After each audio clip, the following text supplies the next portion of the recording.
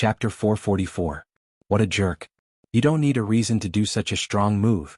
I'll bear it silently. Xianxia closed his eyes in satisfaction.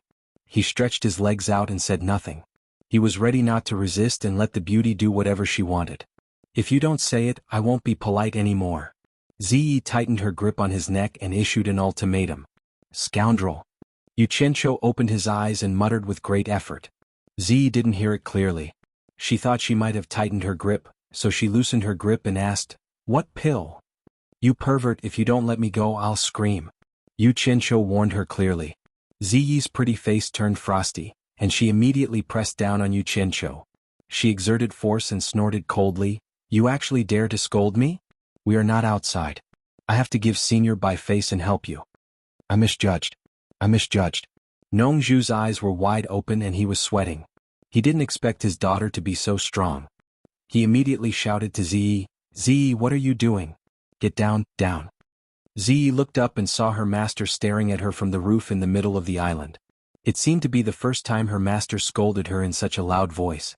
She stuck out her tongue and quickly slid down to sit next to Xianxia. However, she still kicked the swindlers but unwillingly. Xianxia was in pain. He covered his mouth and sat up. He was afraid of disturbing his master, so he didn't dare to cry out loud. However, it didn't stop him from staring at Ziyi with extreme hatred. Nongzhu was sweating profusely. He wiped his forehead subconsciously. It seemed that he had been worried that his daughter would be bullied by Xianxia. Now it seemed that he didn't know who would be bullied. He really worried too much. Liar. Who told you not to tell? You deserve it. Ziyi snorted and immediately stared back with her eyes. Fine. You win. I'll give your master some face this time. If there's a next time I'll shoot you. Xianxia warned in a serious tone. Shoot me dead.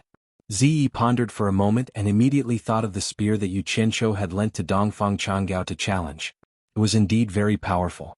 Pausing for a moment he said, "Dragon-slaying spear? Don't think that I can't tell. What dragon-slaying spear? It's the same as those two broadswords. It's definitely something that you condensed from black fire to deceive people. Others may be afraid but I'm not." Regardless of whether she was afraid or not, from her words, it could be seen that this woman had been cooped up in the southern sea purple bamboo forest for too long. She lacked knowledge but she was not stupid. After knowing what happened to Xianxia's black flying sword, he immediately thought of where the saber and spear came from. Xianxia's face was filled with a sinister smile as he said, "The Dragon Slayer spear is nothing. My hidden treasured spear specializes in killing women. I'm warning you, don't provoke me in the future. Otherwise don't blame me for not giving face to your master. I'll kill you then. How dare you take advantage of my daughter?" Nongzhu's expression twitched. She was not afraid of disturbing the person in the room and distracting him. Nongzhu wanted to kill Xianxia right now. You still have treasures? Ziyi's eyes lit up, and she immediately became interested. She looked at him from head to toe, and a naive smile appeared on her face. She moved closer to him and pulled on his sleeve as if she was begging, "Take out your spear and let me see it. Now take it out." Xianxia looked around in the beautiful weather. When he saw the innocent pretty face again, he subconsciously shrank to the side as if he had seen a poisonous snake.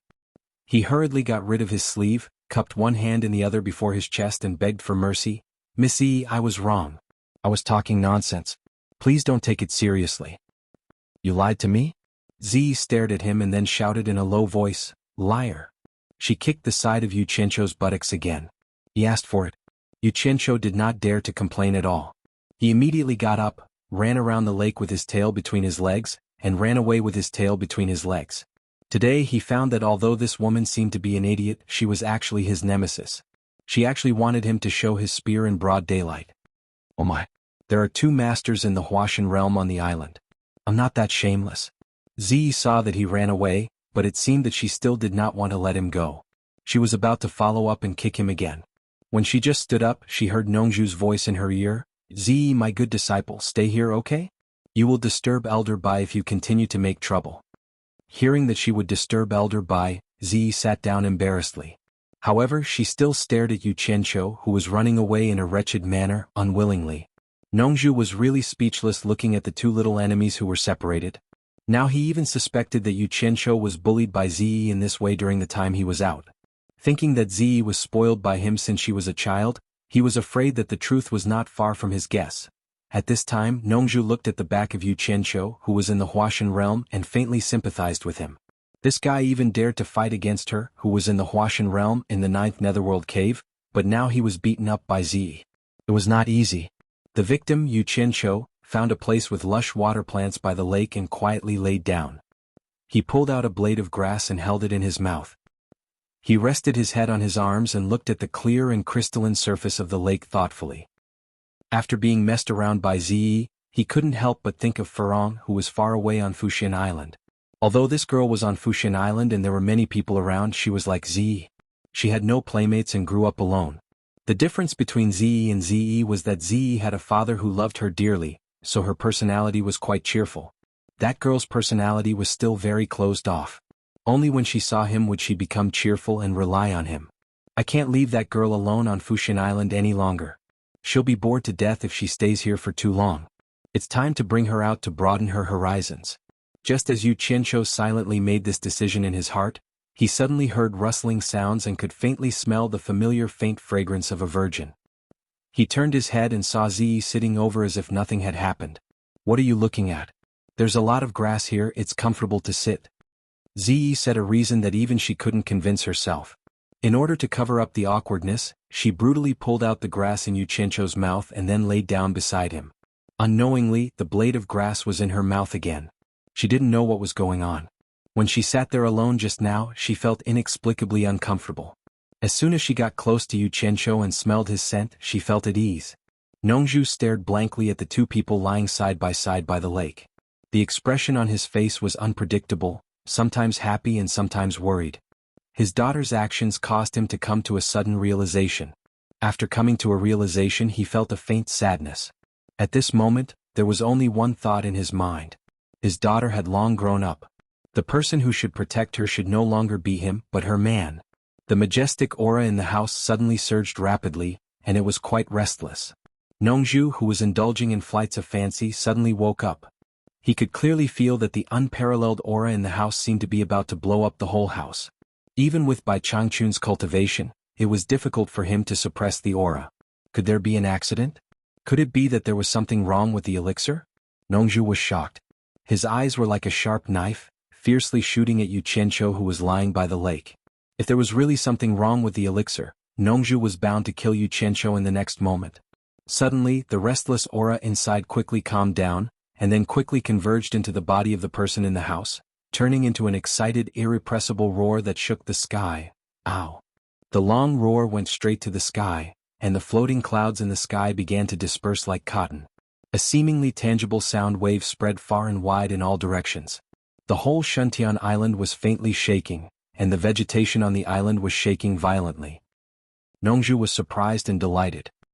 He forcibly stabilized the surrounding houses with his great cultivation, otherwise, they would have been shattered by Changchun's roar. He knew that the elixir must have played a miraculous role in prolonging one's life. Otherwise, with Bai Changchun's mentality, he would not be so excited.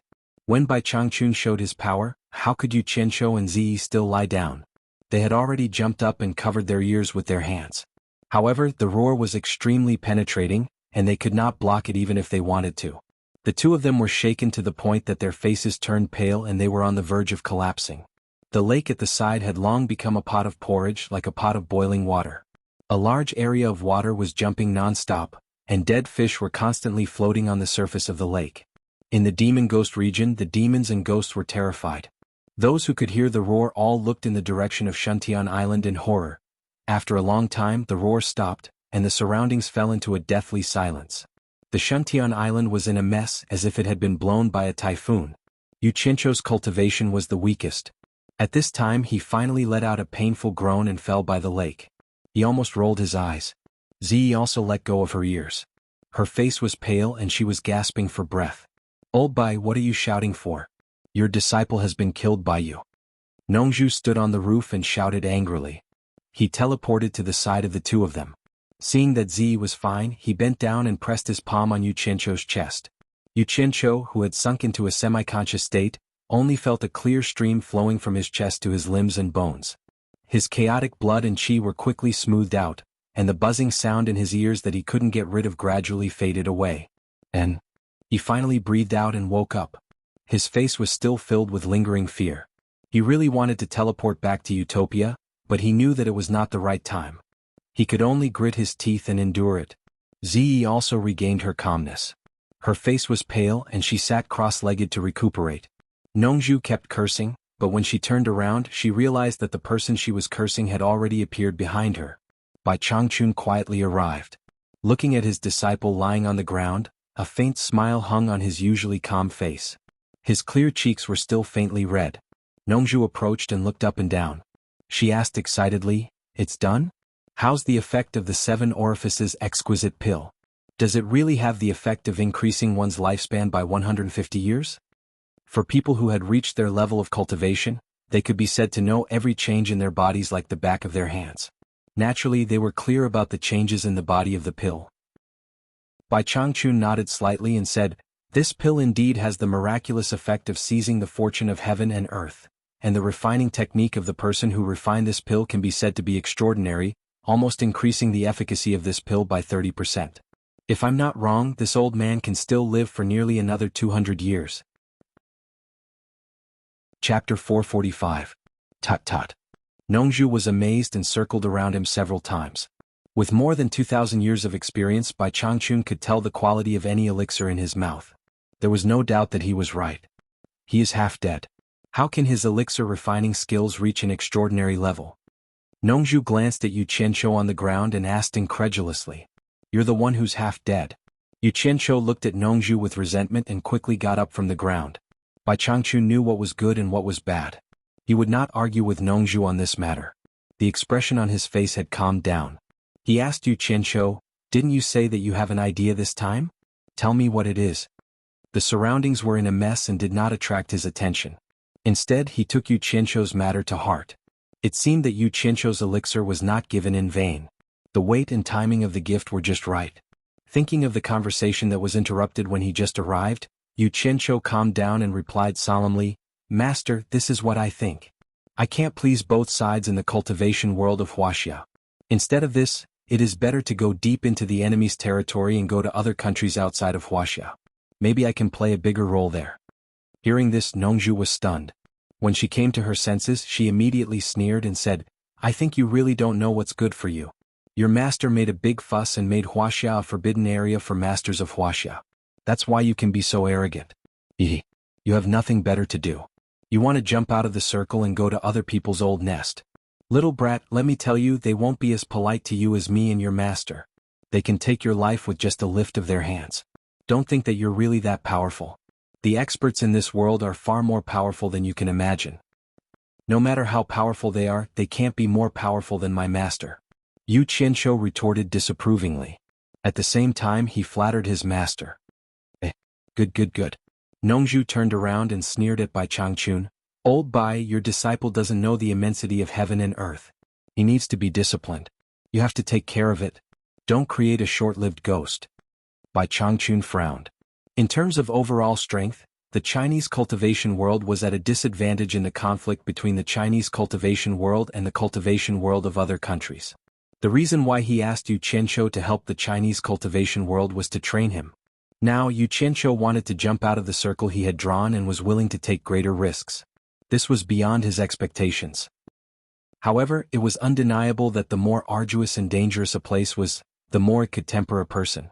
After weighing the pros and cons for a long time, Bai Changchun slowly opened his eyes and stared at Yu Qianzhou with his burning eyes.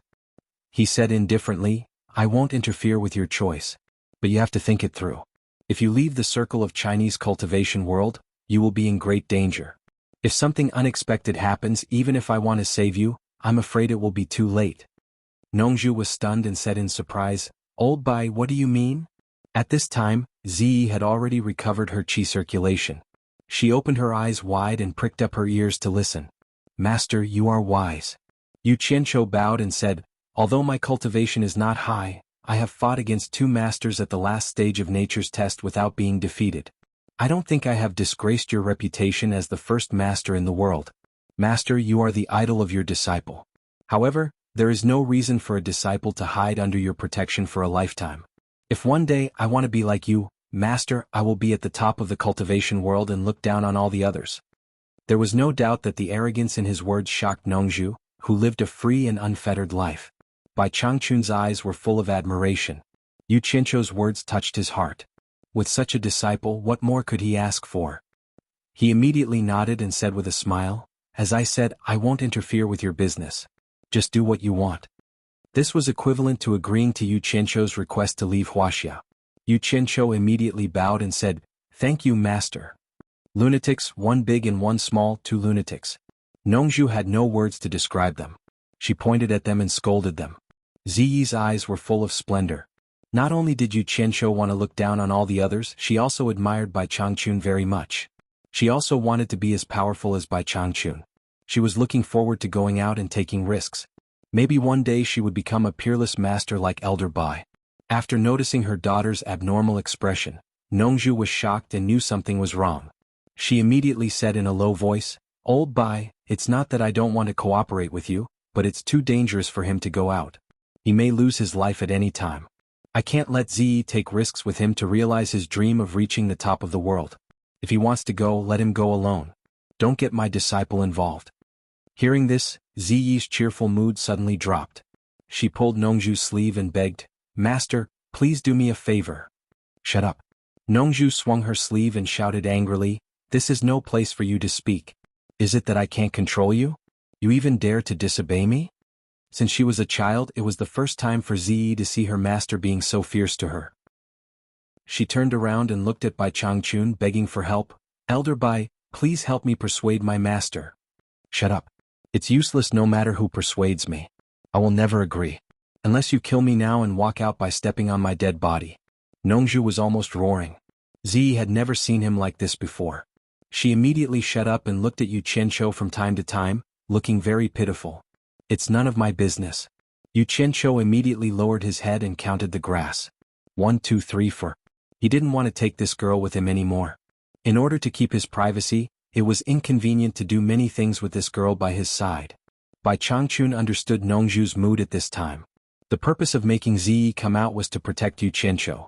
However, it seemed that even he had underestimated Yu Qianzhou's ability. Now Yu Qianzhou was going to jump out of the cultivation world of Wuxia.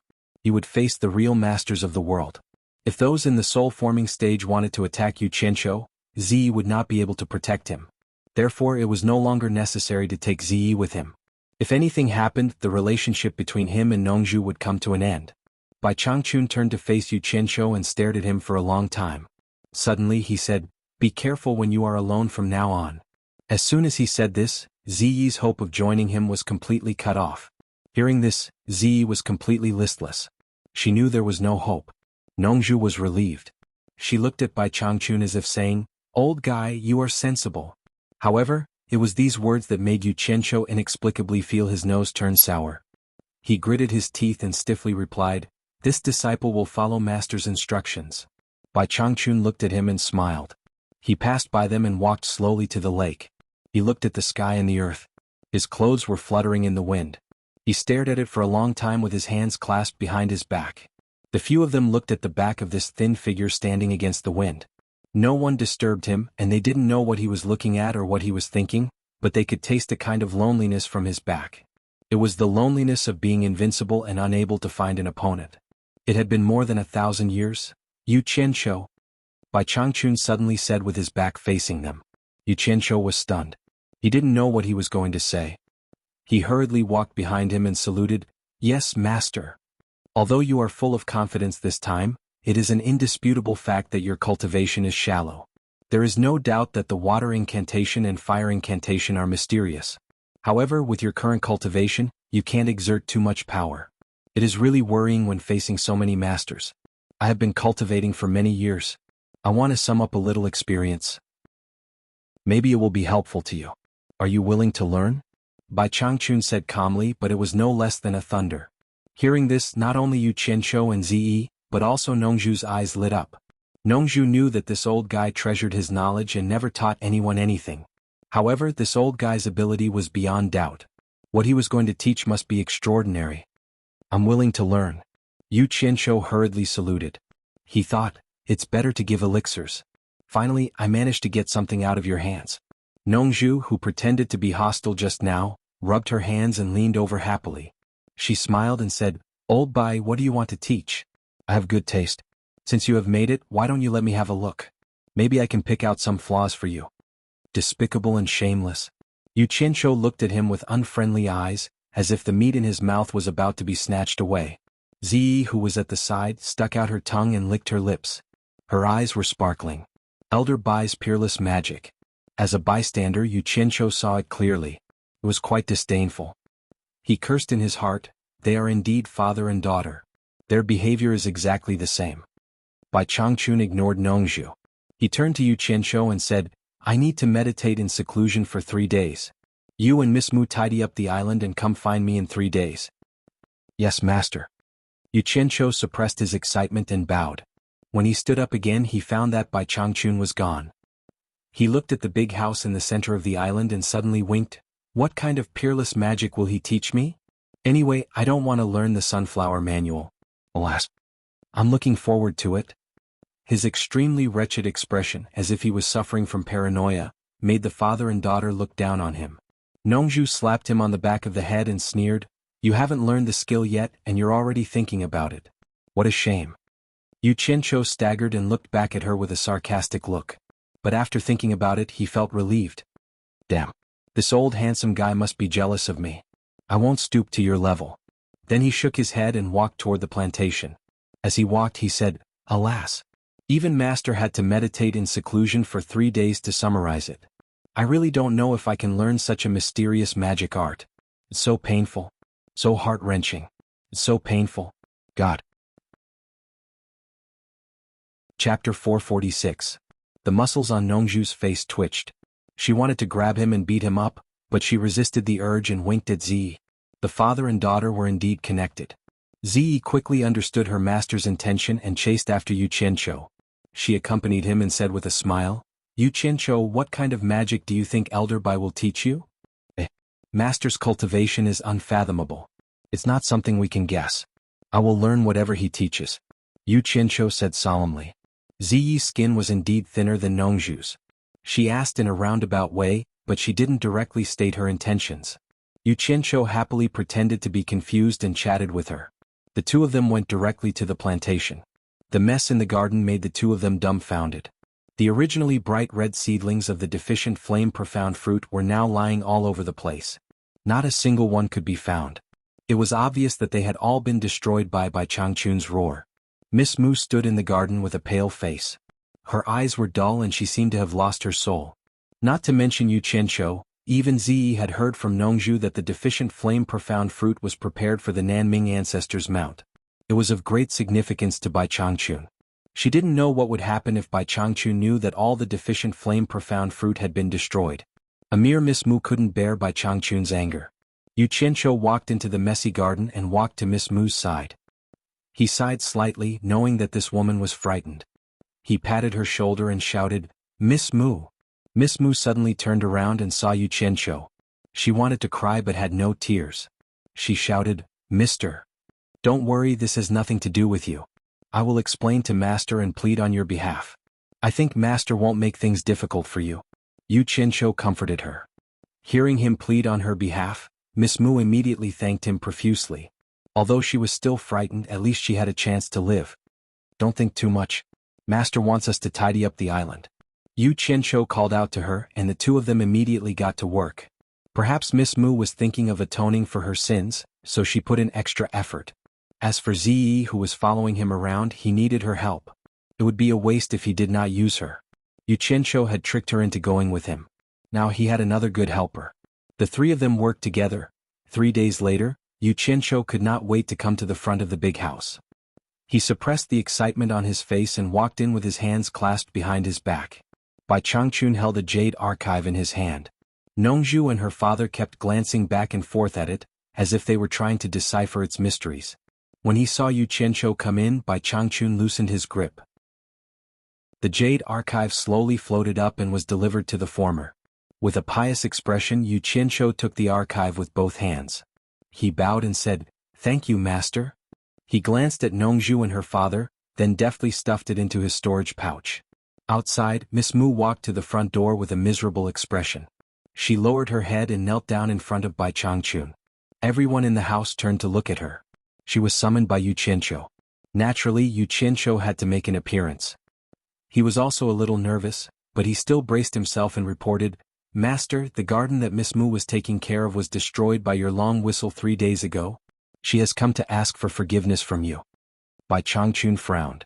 He quickly released his divine sense and had a clear picture of the garden. Although he knew that he was the one who destroyed it, his expression still darkened. His gaze was so intense that Miss Mu couldn't help but tremble. Yu Qianqiu knew that things were not looking good. A monster king was not even as good as an ant in the old man's eyes. If he didn't say anything, Miss Mu would probably die. Hence, he promptly bowed and pleaded, "Master, I was the one who brought Miss Mu to Obedient Island. I didn't take care of the profound fruit garden and destroyed Master's profound fruit. I chose the wrong person, so I can't escape responsibility. Master, please punish me as well." Hearing this, Miss Mu bowed and kowtowed. Although the expression on her face couldn't be seen clearly, it could be seen that her delicate body was trembling slightly, as if she was sobbing softly. To be honest, not to mention Bai Changchun, even Nongzhu didn't think much of Miss Mu, a mere monster king. Usually when they saw her, they only thought that she was doing odd jobs on Obedient Island. Now, seeing Yu Qianqiu pleading in a disguised way, Nongzhu couldn't help but be slightly stunned. Others might not know, but Nongzhu knew that Old Man Bai had clearly decided that Yu Qianqiu would be the successor of the Demon Ghost Region's torturer. Yu Qianqiu was pleading on behalf of this monster king. Obviously, the relationship between the two was not shallow. Although this monster king was just doing odd jobs now, once Yu Qianqiu became the torturer in the future, this monster king's status in the Demon Ghost region would definitely rise. Maybe he would be above everyone else. With this thought, Nongzhu couldn't help but look at Miss Mu a few more times. Subconsciously, she had already begun to take her seriously. Bai Changchun's eyes paused on Yu Qianqiu's face for a while, then moved to Miss Mu, who was kneeling on the ground. His face returned to normal and he said to her, "This is none of your business. You can leave now." Hearing this, Yu Qianqiu was instantly relieved. This meant that Bai Changchun wouldn't pursue the matter further. Miss Mu didn't say anything. She just kowtowed a few times, then stood up and slowly retreated.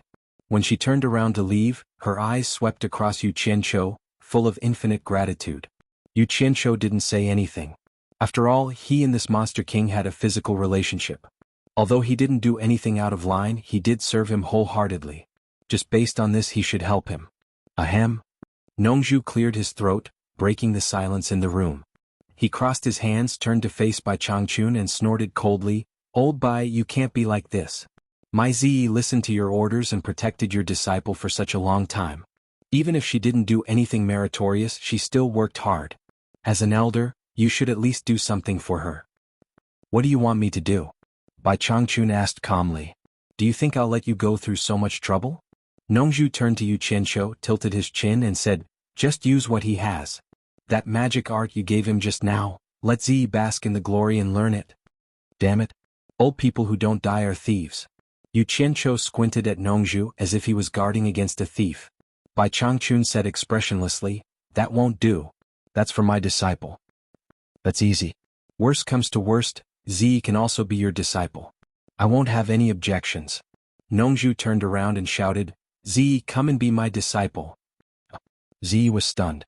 She was a little suspicious and asked pitifully, "Master, don't you want me anymore?" "Nonsense." Nongzhu stared at her and reprimanded, "Isn't it good to have two masters? With two masters supporting you, who would dare to bully you in the future?" Yu Qianqiu looked at this guy and was speechless. It was true that the more handsome a man was, the more shameless he was. The more handsome a man was, the more annoying he was. Zi hesitantly walked to Bai Changchun. Although she really wanted to be Bai Changchun's disciple, she always felt it was inappropriate. But before she opened her mouth, Bai Changchun shook his head and said, "I don't accept female disciples." His words made Zi stiff. "Old Bai." Nongzhu was about to act shamelessly, but Bai Changchun raised his hand and interrupted her. "You don't have to be my disciple. It's not impossible to learn, but I have a condition." "What condition?" Nongzhu asked carefully, as if she was worried that there was a trap in front of her. Chapter 447. Bai Changchun didn't beat around the bush and said directly, "You know, before I go to the Eastern Holy Land, I need Nanming to refine a suitable spiritual treasure for me. Now that the deficient flame profound fruit has been destroyed, I'm afraid he can't come. If you can help me get him here, Zi will have a share of this incantation. Of course, the premise is that he's willing to help me refine the treasure. That old guy has a strange temper. I'm afraid he won't give me face. Nongzhu pinched her chin and thought. Suddenly, her expression turned fierce and she said, "Why are you being so polite to him? Just tie him up. He's no match for you." "Do I need you to remind me if it works?" Bai Changchun asked indifferently. Nongzhu smiled awkwardly and said, "That's true. That guy doesn't listen to persuasion or force. It's useless to tie him up. Maybe we'll tie him up and worship him, let alone refine anything." Then her face turned bitter and she spread out her hands. "I don't know what to do. Old Bai, you're clearly making things difficult for me." A dark shadow flashed out of Bai Changchun's storage bag and floated in front of Nongzhu. It was dark and dull. It was the sky-swallowing beast's fang that Yu Qianqiu sawed off from the underworld gate. Nongzhu slapped her forehead and suddenly said, "How could I forget about this thing? Take it and I'll make sure Nan Ming follows me obediently. There's no time to lose. I'll go now and come back early." She grabbed it in her hand, looked at it and stuffed it into her storage bag. Just as she turned around she stopped and said, "Old Bai, let's make this clear first. I only care about bringing Nan Ming here. As for whether he agrees to refine the treasure for you or not, it's not something I can force." Bai Changchun neither agreed nor objected. He just sat there without saying a word. Nongzhu smiled and said, "If you don't say anything I'll take it as a yes. Don't regret it when the time comes. Okay. I'll go to Xianxia Island and bring Nan Ming here." As soon as she finished speaking, she disappeared in the blink of an eye. Outside there was the sound of rapid flying. Zi looked outside and was slightly stunned. She also knew that her master had made this trip because of her. "Master, what kind of person is that patriarch Nan Ming? He didn't even give face to you?" Yu Qianqiu asked, puzzled. This was not the first time he had heard someone mention ancestor Nan Ming. Even the #1 expert in the world, Bai Changchun, had to spend a lot of effort to plant the deficient flame-profound fruit in order to cater to this person. Bai Changchun now had high hopes for Yu Qianqiu. Naturally, he would not be stingy in teaching him about the stories of these top figures in the cultivation world. He said slowly, "There are 5 great people in the cultivation world today and Nan Ming is one of them. This person's cultivation level has already reached the mid-stage of deity transformation. Although his cultivation level isn't the highest when it comes to tool refinement, if he says he's number 2, no one would dare to say they're number 1. He's the #1 tool refinement expert in the cultivation world." 5 great men of the cultivation world? Was there such a thing? "I'm afraid you're one of them." Yu Qianqiu nodded and said, "No wonder Senior Nongzhu said he has a strange temper. It turns out that he's arrogant because of his talent." "You can't say that." Bai Changchun shook his head slightly and said, "Since the ancient war there hasn't been a tool refinement expert in the cultivation world who can refine spirit treasures." Nan Ming's sudden appearance attracted many people's covetous eyes. They all wanted to take him under their command, and there were even people who threatened and tempted him. Nan Ming could be said to be annoyed, so he lived in seclusion on Xianxia Island. It's very difficult for ordinary people to invite him. I've also helped him solve some problems. In order to return the favor, he refined a treasure for me once. Unfortunately, the success rate of refining a high-grade spirit treasure is too low, so he failed. Yu Qianqiu secretly guessed that the so-called problem solved was probably to scare off those people who threatened and tempted ancestor Nan Ming. Otherwise, why would he need to ask the #1 expert in the world to solve the problem? This master is a super expert in fighting. Since it's so difficult to invite the ancestor Nan Ming, then why was master able to invite him again after planting the deficient flame-profound fruit? Is it just because his mount likes to eat the deficient flame-profound fruit? Yu Qianqiu asked the doubt in his heart.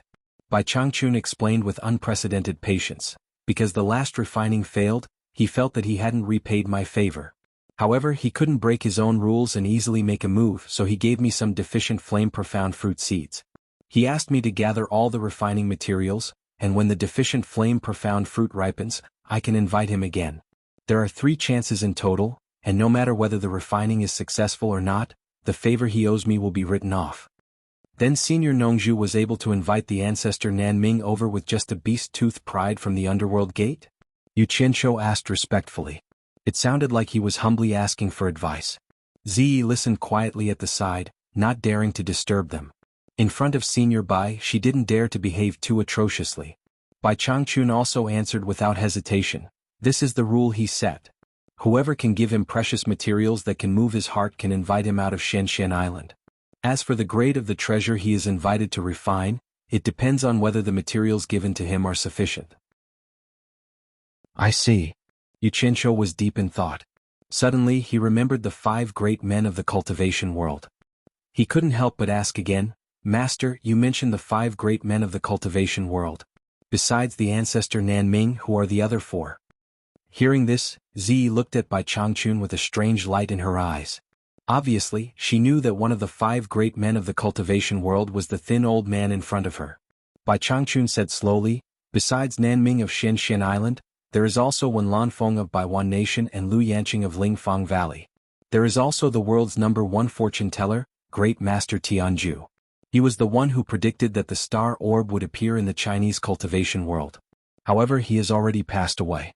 To be precise, there are only 4 of the 5 great men left. He stopped here, not saying the 5th one. In fact, Xianxia had already guessed it was him. He was definitely too embarrassed to say that he was one of the 5 great men.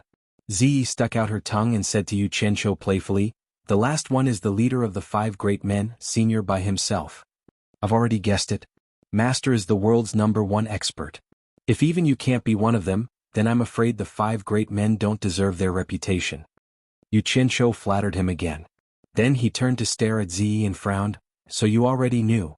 Why haven't I heard you mention it before? Zi glared at him and immediately retorted, you didn't ask me. I thought you already knew. Who knew that you didn't even know about this? Okay, you're knowledgeable.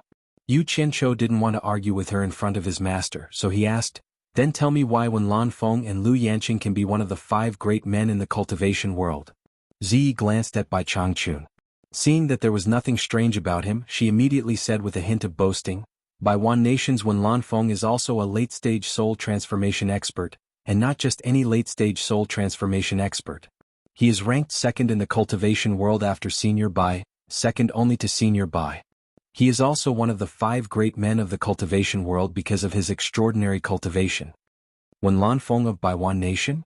Xianxia secretly remembered this person. In the soul formation stage, people who could reach a cultivation level 2nd only to Bai Changchun must be extraordinary. He had to be careful in the future. Speaking of this, Zi suddenly had an expression of admiration on her face. This made Xianxia very curious. He thought to himself, could there be someone more admired by this girl than Bai Changchun? Zi continued in high spirits, Senior Lu Yanqing of Lingfang Valley is a female senior. Her cultivation has also reached the middle stage of soul formation. She's the best healer in the cultivation world. It's said that as long as someone is still breathing, she can save them. And what? Xianxia asked suspiciously. He thought to himself, is this girl a fan of Lu Yanqing? Although I haven't seen Senior Lu Yanqing, I heard that she's the most beautiful woman in the world. Countless experts in the cultivation world admire her appearance and pursue her, but none of them can enter her eyes. Even Senior Wen Lanfeng, one of the 5 great men, fought with Senior Bai for her. Zi stuck out her tongue at this point. She looked at Bai Changchun and didn't dare to continue. Xianxia saw that she wanted to say something but stopped.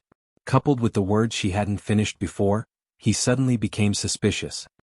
He thought to himself, could it be that the most beautiful woman in the world is so beautiful that the #1 and #2 experts are jealous of each other? So the 2 peerless experts fought over a woman? F***ck. This news is a little too shocking. Xianxia's eyes flickered as he glanced at his master. He didn't dare to look him in the eye, but he didn't dare to continue asking lest he touched old man Bai's sore spot. However, his heart was full of guesses. It seemed that the most beautiful woman in the world wasn't with old man Bai. Could it be that old man Bai, the #1 expert in the world, couldn't win against the #2 expert in the world for the most beautiful woman in the world? What a piece of gossip. When Bai Changchun saw Xianxia's wretched and lascivious expression, he immediately knew that his disciple was thinking beyond the clouds. He immediately said to Zi, he doesn't know much about this level. Since you've already said it, tell him the whole story. Otherwise he'll only know a little and make wild guesses. Yes. Zi bowed. Since old man Bai had spoken, she had nothing to worry about.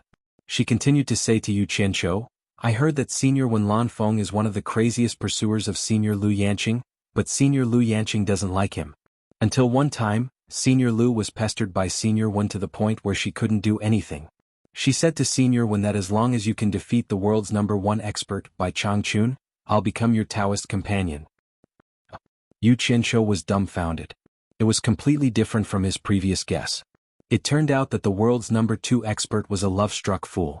Needless to say, it must be that Bai Changchun had inexplicably fought with this love-struck fool. Ziyi secretly glanced at Bai Changchun and stuck out her tongue again. She said, "I heard from my master that after Senior Wen heard Senior Lu's words, he immediately sought out Old Man Bai for a duel. Old Man Bai felt it was a little strange at that time. After learning of Senior Wen's intention, he suddenly flew into a rage and attacked mercilessly. As a result, Senior Wen was seriously injured in less than 10 moves. If it wasn't for my master stopping him, I'm afraid Senior Wen wouldn't have been able to keep his life. After that, I heard that Senior Wen never went to find Senior Lu again and has been cultivating in Baiwan country."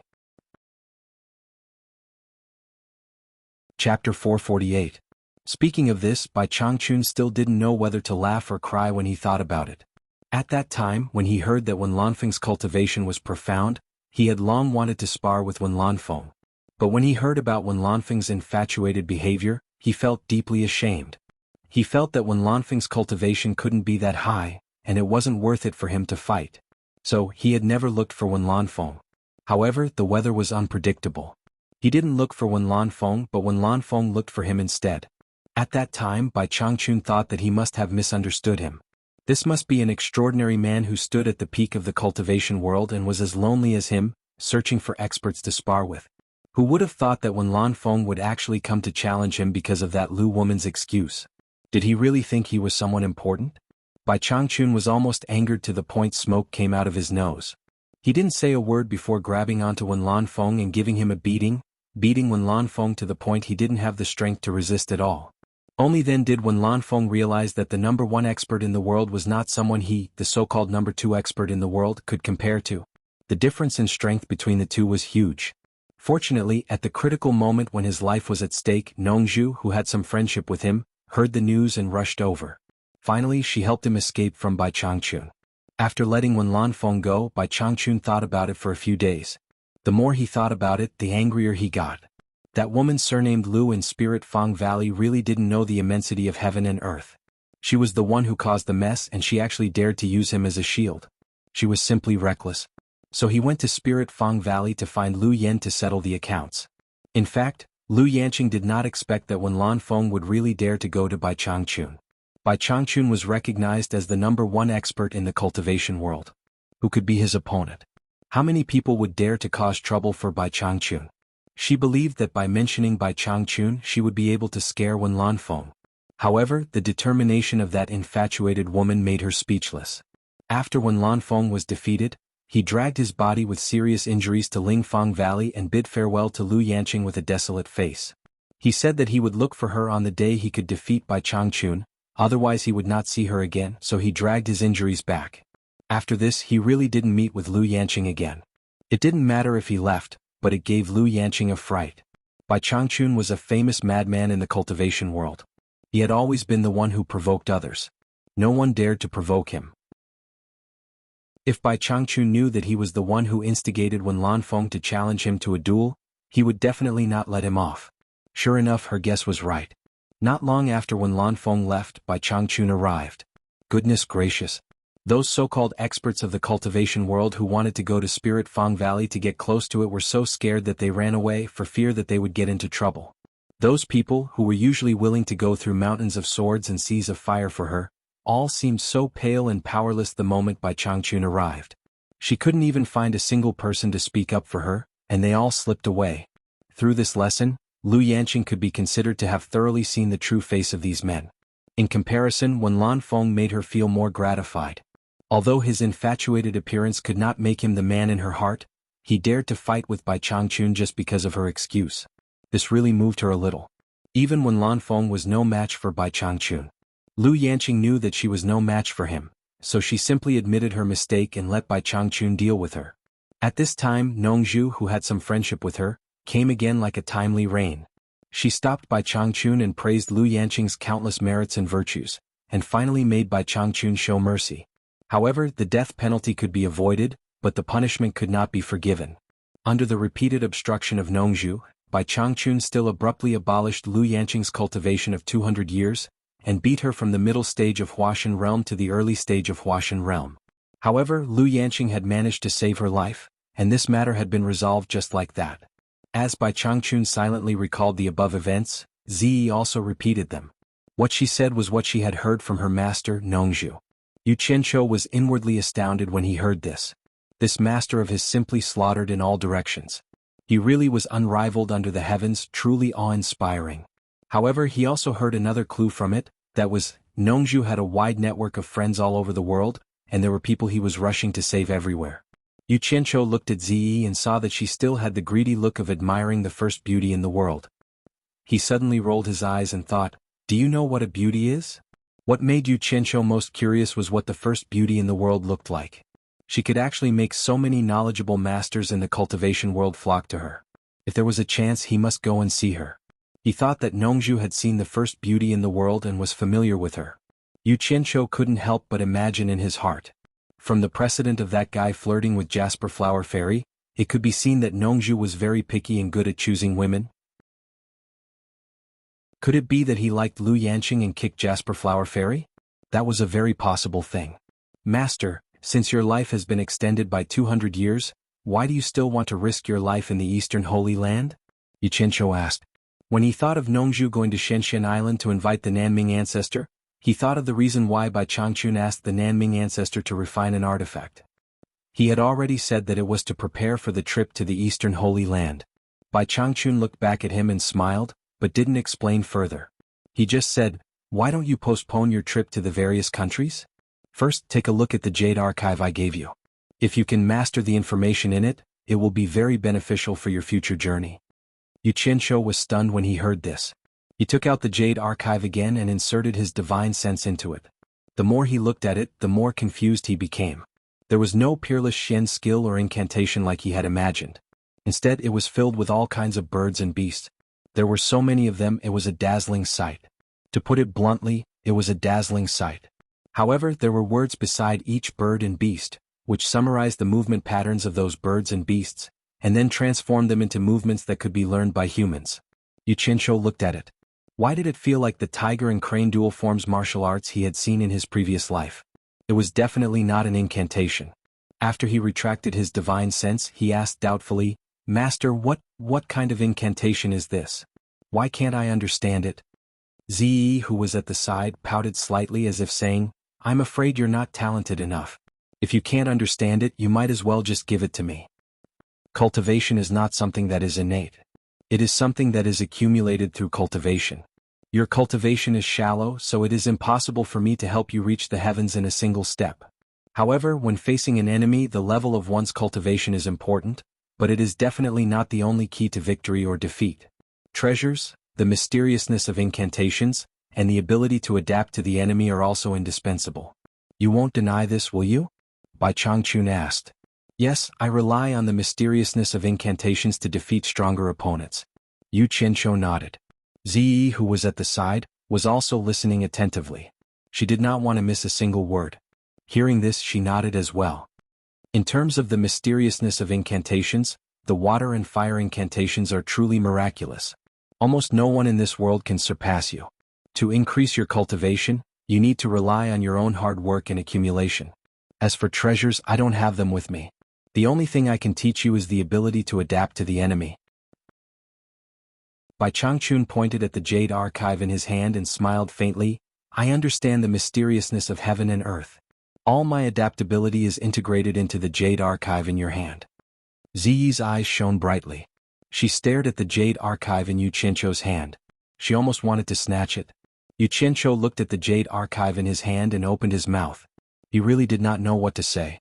Could it be that his comprehension was too poor and he could not understand it? Bai Changchun nodded and said, I have experienced countless battles. In my early years, I have also faced situations where I defeated stronger opponents. I did not rely on treasures, nor did I rely on the mysteriousness of incantations or the depth of my cultivation. Instead, I relied on my strong adaptability. In a battle, if I can avoid a fatal blow at a critical moment, I will be victorious. In an impossible situation, if I can deal a fatal blow to my opponent, I will also be victorious. This is the ability to adapt to the enemy. I understand what Master is saying. Yu Qianzhou held the Jade Archive in his hand and said in a low voice, "This? Master, did you take the wrong Jade Archive? These are all about birds and beasts." "That's right." Bai Changchun raised his hand slightly and interrupted him. "In this world, the adaptability of birds and beasts is the best adaptability of natural selection. For example, the timing of the attack of a goshawk hunting a rabbit requires extraordinary acuity. This is not something an ordinary person can achieve. If you can familiarize yourself with everything recorded in this Jade Archive, you will naturally discover the beauty of it when the time comes. I have spent hundreds of years perfecting this with my blood and sweat." Hearing this, Zi seemed to be deep in thought. Although Yu Qianzhou understood what he meant, he still felt that it was a little out of place and that it was inappropriate for him to say anything more. Seeing that he was still confused, Bai Changchun reminded him, "Once you have familiarized yourself with it, when you face an enemy, you will realize that no matter how powerful an expert is with your acute senses, they will still be full of flaws in your eyes. Regardless of whether you can win or not, whether you can attack, defend, or evade, you will already have a 70% confidence in your heart. You must know that in critical moments, the slightest difference can lead to a huge error. It is often the moment of victory and defeat, the moment of life and death. To be able to predict the enemy's moves, is this not enough for you to use for the rest of your life? Damn. You should have said so earlier. You talked about eagles and rabbits. I thought you had drawn an animal world to teach me to love wild animals." Yu Qianzhou looked as if he had suddenly realized something. But to say that he had truly understood everything was not necessarily true. But he remembered that as long as he was familiar with it, he would be able to predict the enemy's moves. That would be amazing. At critical moments it would be of great use. "Thank you, Master, for fulfilling my wish." Yu Qianzhou bowed respectfully with a face full of joy. He stood up and asked, "May I know the name of this technique that Master has imparted to me?" Bai Changchun paused for a moment. After thinking for a while he said, "It can't really be considered a technique. This is the first time I've come up with it and it doesn't have a name yet. Since it comes from birds and beasts, let's call it animal play." Chapter 449. Animal Tricks? Yu Qianzhou was taken aback. He immediately thought of the words animal tricks, but felt that it had tarnished his future student. Hence, he quickly thought of the 5 animal tricks he had heard of in his previous life. It seemed that the fellow named Hua Tua had also created these tricks based on animals. He immediately felt more at ease. This disciple shall diligently comprehend them. Yu Qianzhou immediately bowed and retreated. When he found out that the world of animals in this Jade Archive would be of great benefit to him, he made up his mind to learn them, and he would learn them with all his might. He didn't have many good points, but he was able to endure hardships and was ruthless to himself. He comforted himself by saying that this was called making up for one's lack of talent with diligence. Once he left, Zi couldn't stay still any longer. She dawdled to Bai Changchun's side and stammered, "Senior Bai, my master has already gone to invite the southern Ming ancestor for you. Can Zi learn the animal tricks you taught Yu Qianzhou?" Towards the end, she seemed to feel a little embarrassed, and her voice was so soft that it was almost inaudible. Fortunately, Bai Changchun's cultivation level was high, and his hearing was good as well. He nodded at her. Zi was so happy that she almost jumped up. She quickly bowed and said, "Zi thanks Senior Bai for his help. Zi will take her leave now." After she finished speaking, she slipped away and went to look for Yu Qianzhou. Bai Changchun smiled, then went to his usual seat and sat down cross-legged. Actually, when Nongzhu suggested letting Zi learn, he had never thought of rejecting her due to their relationship. Otherwise, with the things that Yu Qianzhou had obtained from the gate of the underworld, it wouldn't be difficult for him to invite the southern Ming ancestor. Hence, he wasn't trying to make things difficult for Nongzhu. It was just that his cultivation level was passable, and his speed was fast, so he asked him to run errands. Once Zi left, she quickly looked around. It had only been a short while, but Yu Qianzhou was nowhere to be seen. How dare he try to hog all the good stuff for himself? How infuriating. He couldn't possibly have escaped from Shuntian Island, could he? Thus, he quickly rose into the sky and circled around in all directions, but he did not see anyone. Given that fellow's cultivation, even if he were to fly away in such a short period of time, it would be impossible for him to escape his line of sight. He immediately deduced that Yu Qianzhou must be hiding somewhere on the island, so he launched a carpet search. Yu Qianzhou had long known that this little girl would not let him go. For the sake of freedom, he hid in the bird's nest that he had built in the past. He held the Jade Archive in his hands and studied it in detail. Once he had a rough idea of what was going on, he would begin to practice madly. Helplessness Island was only so big, so Zi quickly locked onto the bird's nest. With a flash, she leaped into the nest to take a look. Sure enough, this fellow was hiding here, hugging the jade archive and enjoying it all by himself. What are you doing here? Xianxia cautiously put away the jade archive. Give it to me. Zi reached out her hand and demanded without hesitation. Take what? Xianxia pretended not to know. Zi glared at him and said, hurry up and hand over Elder Bai's animal tricks. Elder Bai has already agreed to let me learn it.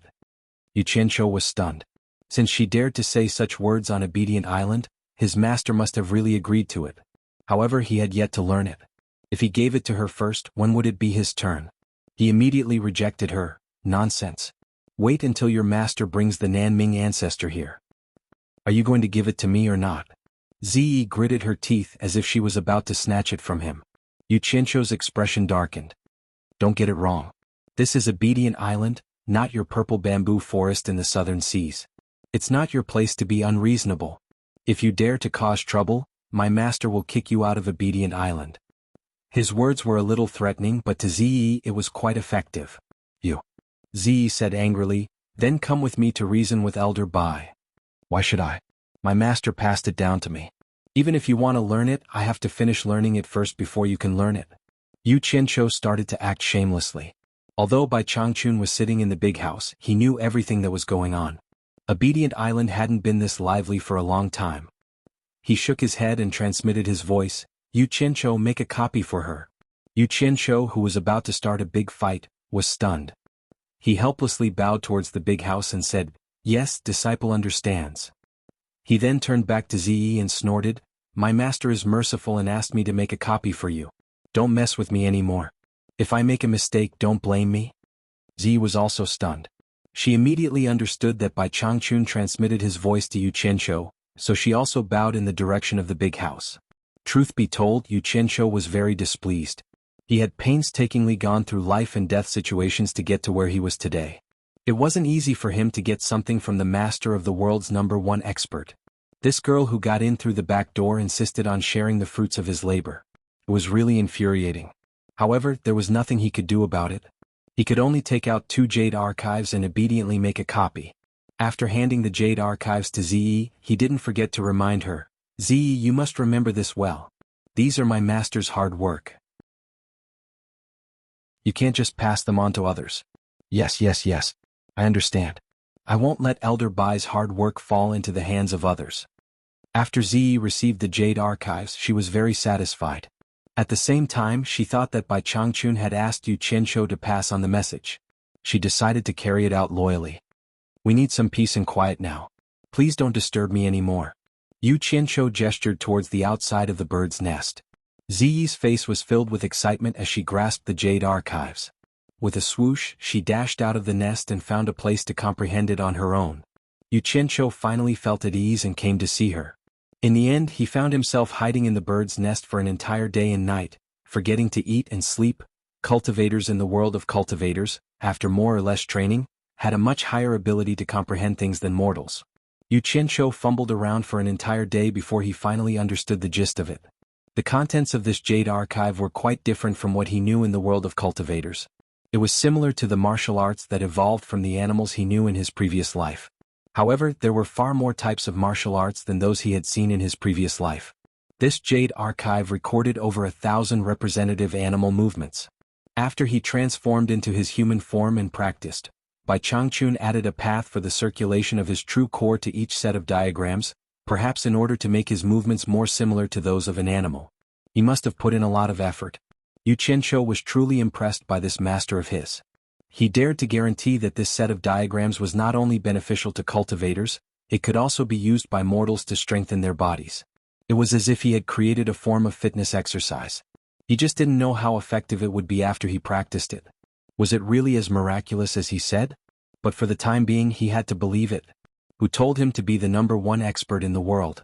Without the flame-deficient profound fruit, the soft, flat, and spacious plantation had become a good place for him to practice his martial arts. After memorizing a few sets of corresponding true core circulation paths, he practiced with tigers, eagles, snakes, monkeys, and so on. He seemed to be enjoying himself, but in his heart he didn't know whether to laugh or cry. Was this something that a cultivator should be doing? However, he didn't know that when his actions fell into Bai Changchun's eyes, Bai Changchun was greatly shocked. An ordinary person would find it hard to accept something that he had created himself. He was afraid that it could be described as unreasonable. He didn't expect that Yu Qianqiu would be able to practice it so quickly. Moreover, he was able to practice it well. Moreover, his body and spirit were similar. His perception was simply extraordinarily high. It was really beyond his expectations. Bai Changchun cried out in his heart. Accepting this disciple was definitely the will of the heavens. A strong sense of satisfaction lingered in his chest. With such a disciple, what more could he ask for? Subconsciously, he had already regarded this disciple as a treasure. He reckoned that if anyone dared to touch Yu Qianqiu now, they would definitely be slaughtered by him without saying a word. How could he know that Yu Qianqiu had seen too many similar movies and TV shows in his previous life? Moreover, because he was in the underworld, in order to better defend himself, he had also learned a lot of martial arts and the like. Although he couldn't be said to be proficient in any of them, he had dabbled in them quite a bit. These things were simply a piece of cake for him. The only difference was that there was true core circulating within his body. I can predict the enemy's moves. I will ruthlessly practice. Old man Bai, don't you dare play with me. Filled with grief and indignation, Yu Qianqiu practiced hard without end. He cursed in his heart, what the hell is this? On the other hand, Ziyi was already confused by the contents of the Jade Archive. After looking at it for the whole day, she still couldn't understand what it was. Her head was filled with confusion and she almost went crazy. What the hell is this? Why is there even a monkey? How is a girl supposed to practice this? It must be Yu Qianqiu, that bastard, messing with me on purpose. With Senior Bai's profound cultivation, how could he have made something like this? So disgusting. There's even a snake. Ziyi jumped out from her hiding place, ready to settle the score with Yu Qianqiu and demand the authentic animal fencing technique back. She didn't even think about why this technique was called animal fencing. When she found Yu Qianqiu practicing hard in the plantation, Ziyi was dumbfounded. She saw Yu Qianqiu pouncing on its prey like a hungry tiger, and spreading its wings like an eagle. When he released his palms, he was full of vigor, and when he extended his claws, he was cunning and forceful. He was so absorbed in his practice that he didn't even notice her. After looking at it for a long time, it was indeed similar to what was recorded in the Jade Archive. It's true. Purple Robe was speechless. She covered her face and left quietly. She was on the verge of crying. On Obedient Island, she found a rather remote place. She took out the Jade Archive and took a look at the eagle style that Yu Qianqiu was practicing. She memorized the path of circulation. Seeing that there was no one around, she gritted her teeth, spread out her arms, and extended her slender jade-like palms. Dance. Dance, dance. It didn't look like an eagle's claw. It looked more like a chicken's claw, but not really. On Obedient Island, no matter how secluded she was, how could she escape Bai Changchun's discerning eyes? After silently observing for a while, Bai Changchun, who was sitting cross-legged in the big house, shook his head and sighed. Compared to his disciple Yu Qianqiu, Ziyi's comprehension ability was far inferior. He was afraid that even after a long time of grinding, he still wouldn't be able to grasp the essence of the technique. The more Ziyi practiced, the more uncomfortable she felt. She felt as though she was about to collapse. She thought, why isn't it like what Yu Qianqiu is practicing, where he has both body and spirit? Could it be that Senior Bai is teaching him in secret? That must be it. Otherwise, why would I be inferior to him when everyone is practicing at the same time? This won't do. I must look for Yu Qianqiu to practice with me. If there's anything I don't understand, I'll pester him to teach me.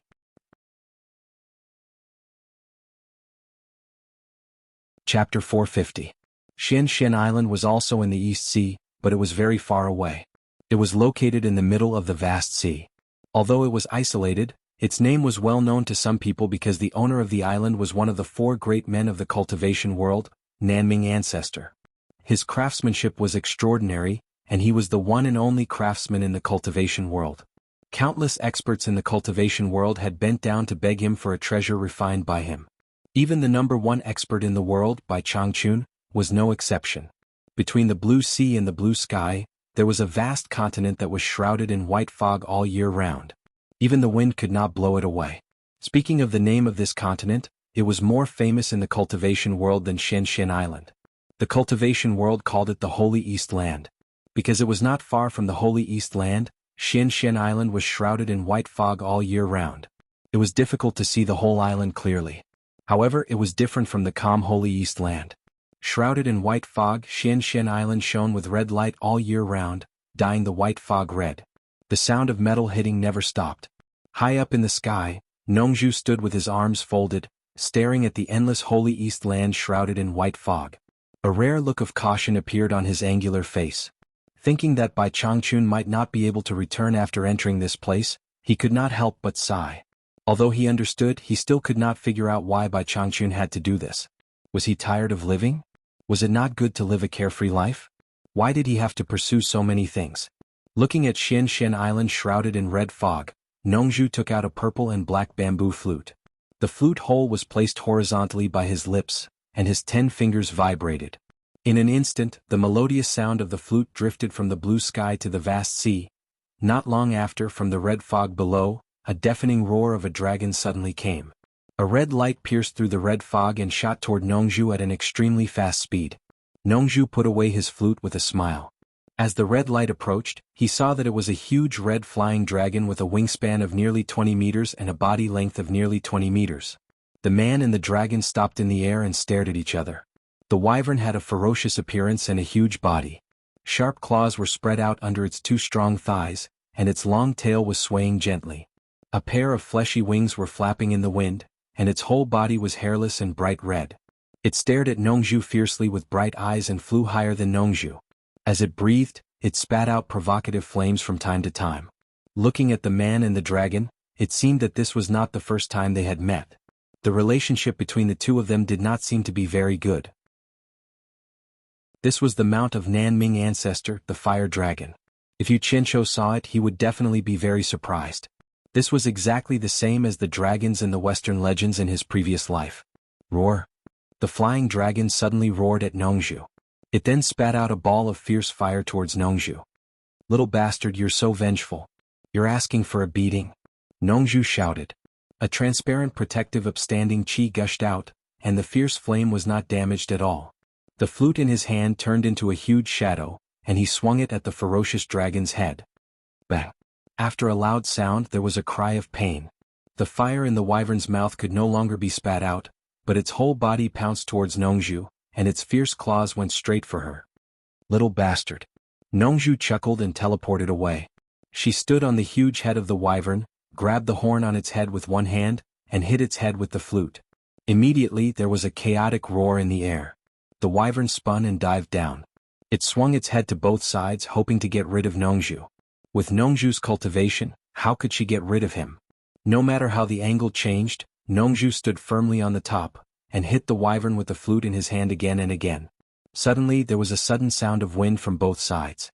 The black armor spikes at the end of the 2 huge fleshy wings fiercely stabbed towards each other. Little bastard, you've learned to play dirty. Sneak attack. Nongzhu quickly dodged and once again shot up into the sky. Although the wyvern was huge, its speed was extremely fast and its strength was also very strong. Ordinary cultivators at the end of the heavens test were no match for it. In addition, its skin was rough and its flesh was thick, so it was very resistant. The strength of Nongzhu's flute just now could even collapse a small mountain, but this fellow was not hurt at all. Could be seen how resistant it was. However, it was not that Nongzhu could not deal with it, and it was not difficult to kill it. The key was that if he killed the mount of Elder Nanming, the old man would definitely fight him to the death. Therefore he could only teach it a lesson, not kill it. Who bullied my mount? A loud shout came from Xianxian Island, shaking the sky. Hearing this, the wyvern immediately became spirited, and quickly chased up into the sky, as if it would not stop until it was dead. In the sky, Nongzhu shouted coldly, "Old man Nanming, don't give me that. Don't tell me you don't know who I am. If you don't ask your little bastard to stop, I guarantee that your Xianxian Island will have more meat than you can eat for a month." Immediately, a depressed shout came from below, "Hong Hong, come back." Hearing this, the wyvern roared at Nongzhu to express its unwillingness, and quickly turned around and rushed back into the red mist. Nongzhu waved her hand in greeting. The voice came again, "Nongzhu, what are you doing here?" "Of course I'm looking for you." Nongzhu smiled and flew down. The person below seemed to remember something unpleasant, and immediately shouted angrily, "Get lost! I don't welcome you here." Do you think I want to come to this place where even birds don't shit? I was forced to come here under Bai Changchun's orders. Bai Changchun asked you to come find me? After the person below asked, there was no more sound. Nongzhu passed through the red mist and landed on the island. The entire Xianxia island was not small and it was located like a cone. Although it was called an island, it was actually no different from a mountain.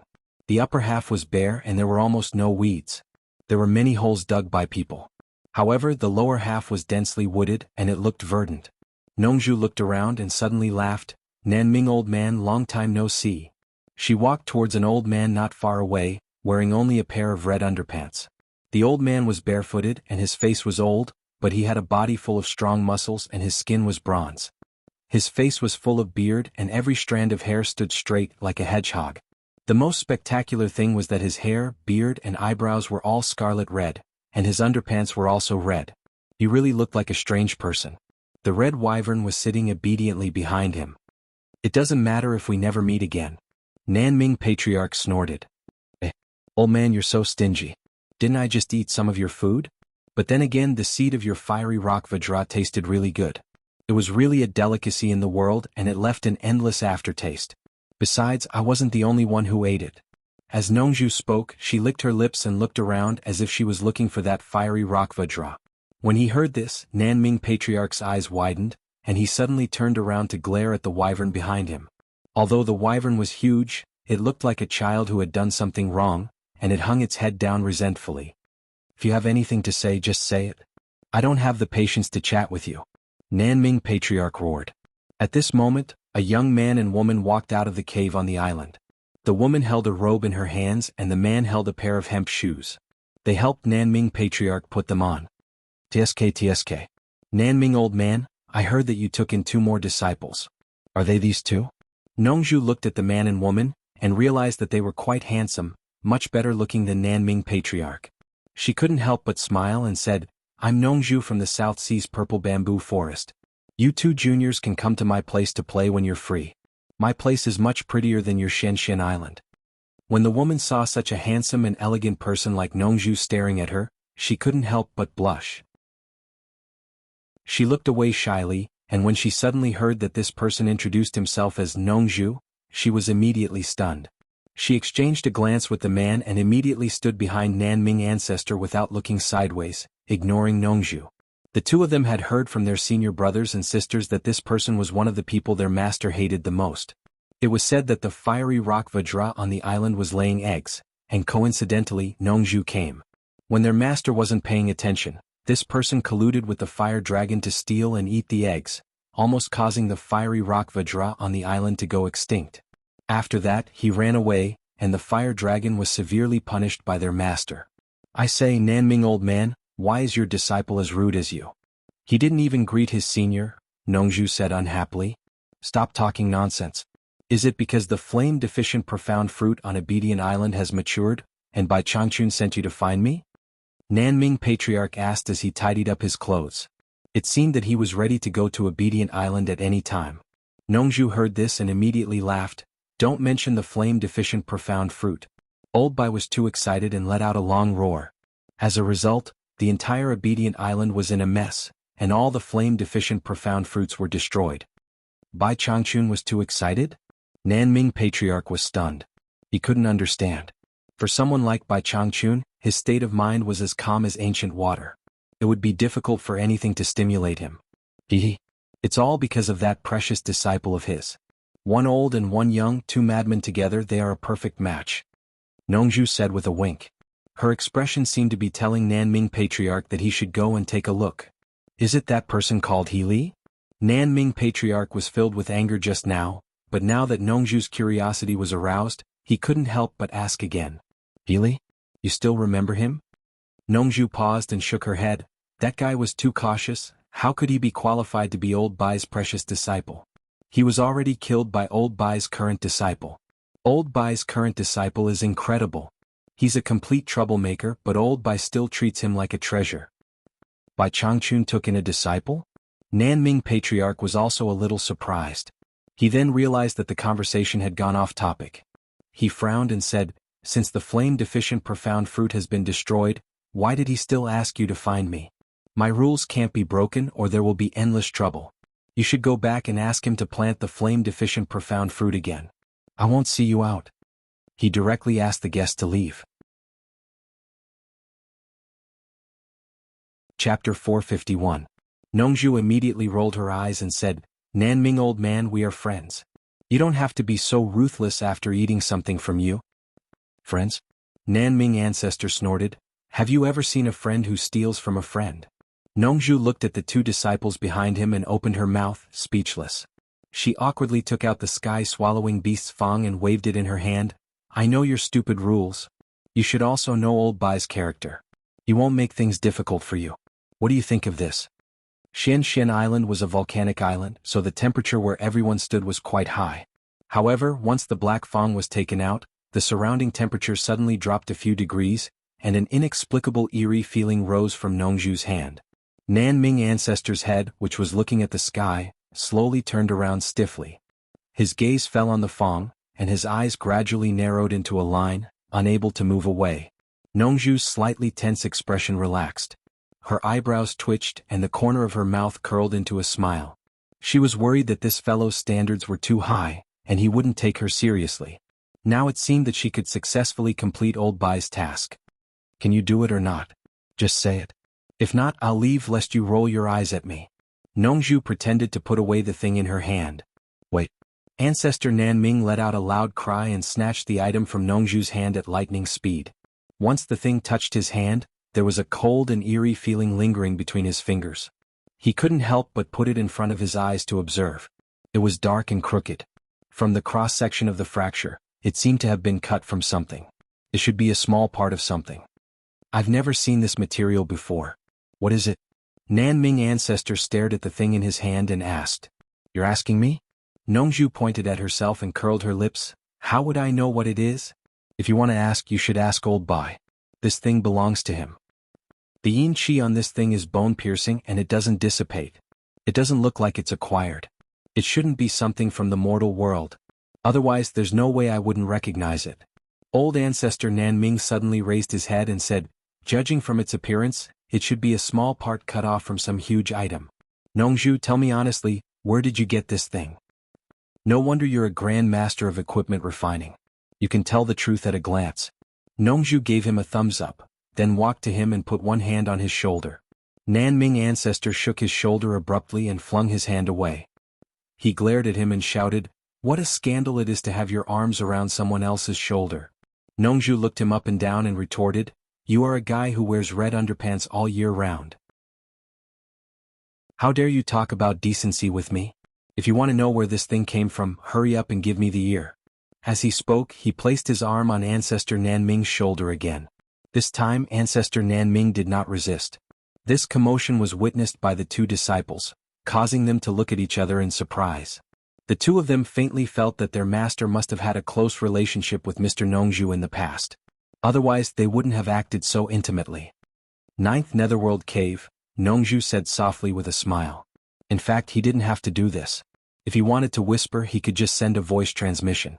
However, he thought that taking the opportunity to get closer could more or less repair the relationship between the two of them.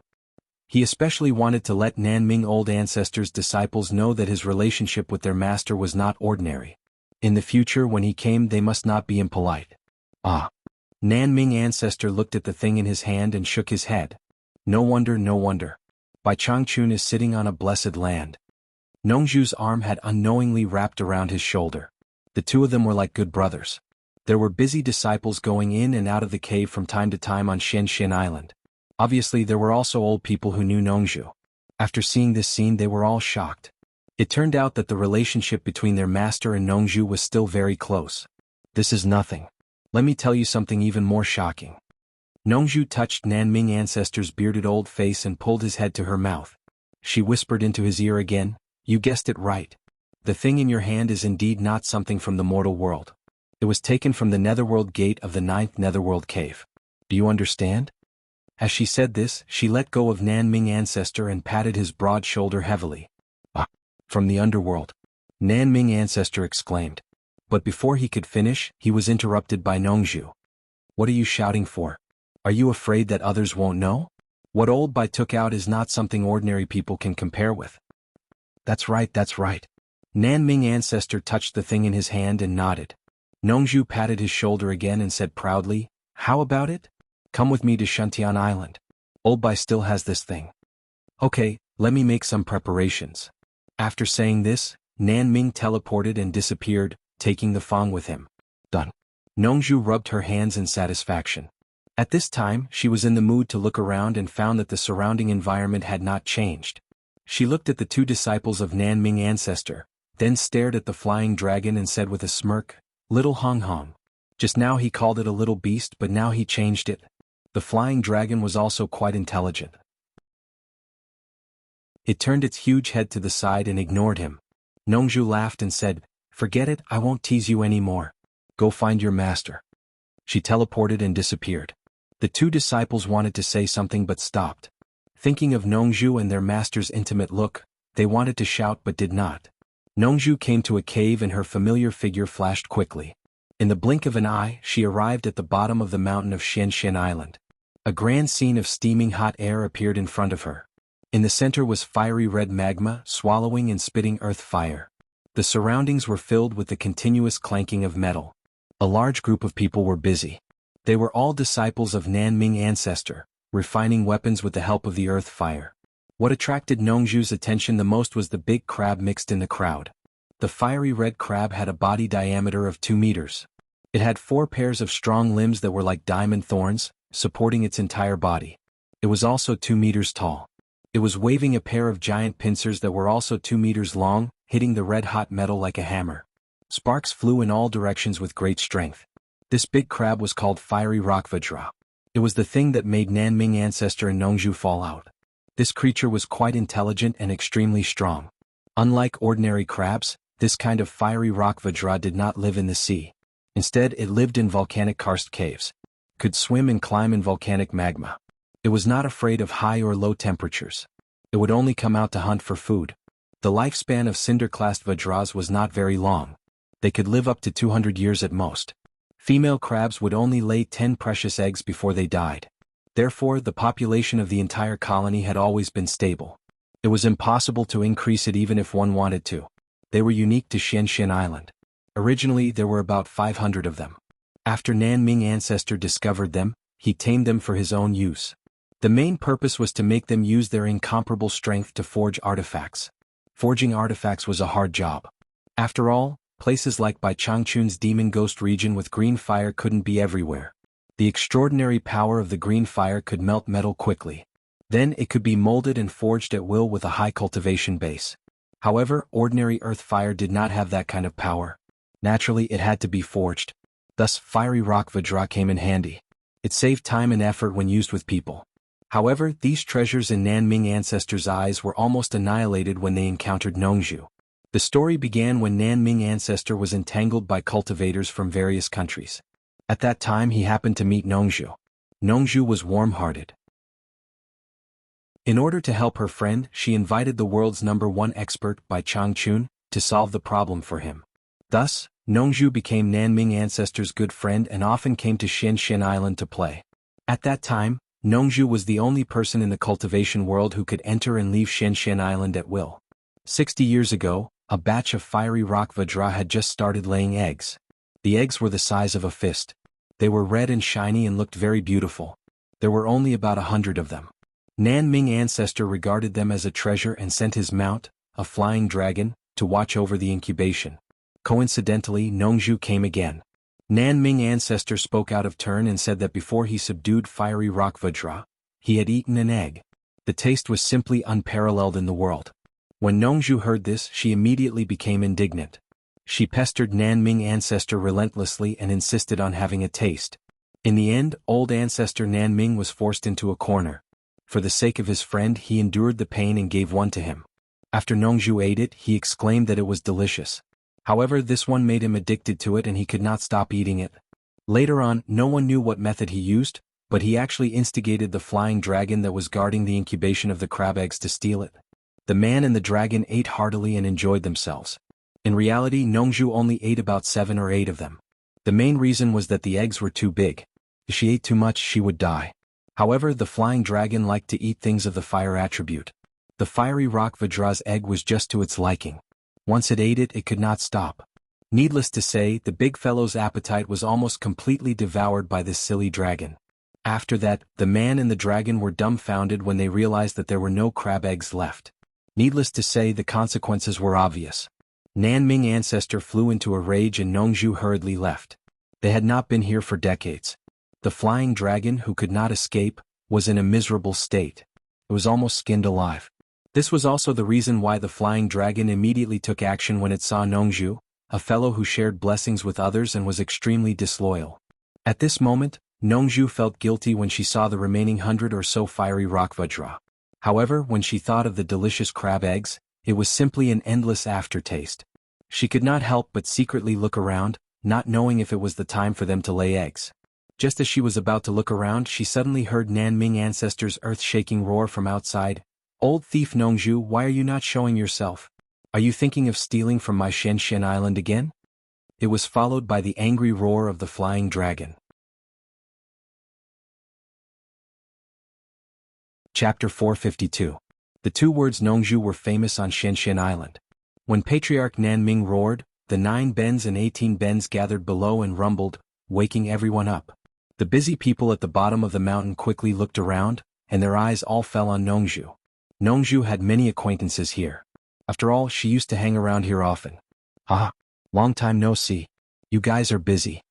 Nongzhu waved at the crowd with a smile. Just as she turned around, her face darkened and she quickly ran away. As soon as she came out of the cave, she shouted, "Old Nanming, what are you shouting for? I won't take your scrap metal even if you give it to me." The two stood less than half a meter apart. Their eyes met and sparks flew. Nongzhu clenched her teeth and stretched out her hand, shouting, "Give me back my things." "When did I take your things?" Ancestor Nanming spat. Nongzhu wiped the saliva off her face and said, "Old Bai asked me to bring them. You took them just now. Bai Changchun gave it to me. You're just a messenger. Since when did it become yours?" Nanming Grand Elder wiped the saliva off his face as well. He turned around and shouted at the flying dragon, "Let's go." The flying dragon shot up into the sky. Ancestor Nanming caught up with it and landed firmly on the dragon's back. The flying dragon quickly passed through the fog. Nongzhu leaped into the air and caught up to him. She stood side by side with Nanming ancestor without hesitation. Both of them let out a cold snort at the same time. The flying dragon was extremely fast. In the blink of an eye, it turned into a black dot in the distant sky. Crossing the vast demon ghost region, Nongzhu and ancestor Nanming rode on the flying dragon and arrived at the sky above Shantian Island. Bai Changchun's voice rang in the sky, "Nanming, my brother, you have graced my Shantian Island with your presence." As he spoke, Bai Changchun's thin and elegant figure appeared outside the big house. An expert came to greet them personally. 2 figures flashed down. Ancestor Nanming cupped his hands and bowed, "I dare not." His temper could be considered bad in the cultivation world, but when he saw Bai Changchun he still performed the basic etiquette properly. He did not dare to be presumptuous in front of the world's #1 expert. Nongzhu looked at the direction of the plantation suspiciously and asked, "Old Bai, what happened to Zi?" When he was still in the air, he saw Zi baring her fangs and brandishing her claws, jumping like a madman. Bai Changchun ignored him and waved at Nanming ancestor, "Please come in." Grandmaster Nanming expressed his gratitude. He raised his head and shouted at the flying dragon, "Find a place and stay obediently. Don't disturb the peace of Obedient Island." Then he entered the house with Bai Changchun. The dragon in the sky let out a low roar, turned around, and obediently landed in a corner of the Obedient Island. Nongzhu, on the other hand, teleported to the abandoned plantation. She saw that Zi had been doing strange things. She did not even notice that he was standing beside her for a long time. She was tormented until she was drenched in sweat. Nongzhu was startled and asked, "Zi, what are you doing?" Zi suddenly stopped. When she turned around and saw it was her master, she immediately burst into tears. She threw herself into Nongzhu's arms and cried her heart out. Nongzhu's heart suddenly tightened. He patted his daughter's shoulder and comforted her. "Zi, what's wrong? Did someone bully you?" "You Chencho, he." Zi choked with sobs. Nongzhu's eyes widened and he shouted angrily, "You Chencho, you son of a b****, how dare you bully Zi? Get out of here." This shout was no less than a sudden clap of thunder. It immediately provoked Bai Changchun's sonorous rebuke. Nongzhu, what do you want? Although his voice was not as loud as Nongzhu's, the sonorous demon-subduing power hit Nongzhu without missing a single word, shaking people's hearts. Ancestor Nan Ming, who was sitting cross-legged with Bai Changchun in the house, suddenly felt happy in his heart. He casually said, "This guy is not a good guy." As soon as he finished his words, even he found that he was a little suspicious of fanning the flames. He immediately changed his words. "Who is Yu Qianqiu?" "It is my disciple's name," Bai Changchun said in a tone that hid some complacency. Ancestor Nan Ming made a long "oh" sound, but he remembered this name in his heart. A disciple who could make Bai Changchun proud must be an extraordinary person. He nodded and said, "Brother Bai's disciple must be a talent. I would like to see it." "Ah, Brother Nan Ming, you are a little late. My disciple has already left a day earlier," Bai Changchun said with a smile. Ziyi, who was at the plantation, stopped crying when she heard Bai Changchun's anger. She pulled Nongzhu, whose face was pale, and said, "Master, he did not bully me. Did he say that I am stupid?" Nongzhu said angrily, "How can my disciple be stupid? No matter how stupid she is still smarter than him." Her expression suddenly became distorted. She turned her head and asked, "He only said that you are stupid and you cried like this?" Ziyi hung her head and said sadly, "Senior Bai taught us the same incantation. My speed of understanding is indeed not as fast as his, so I begged him to teach me. In the end, not long after teaching, he said that he could not stand me. He said that I was too stupid to be carved, so he left me alone and left the demon region." Nongzhu was stunned when she heard this. She was happy and worried at the same time. She was happy because Bai Changchun was really generous and really taught her daughter the incantation. She was worried because she felt that her daughter was a little dependent on Yu Qianqiu. This was a bad omen. The cultivation method created by Bai Changchun could be said to be unprecedented in this world.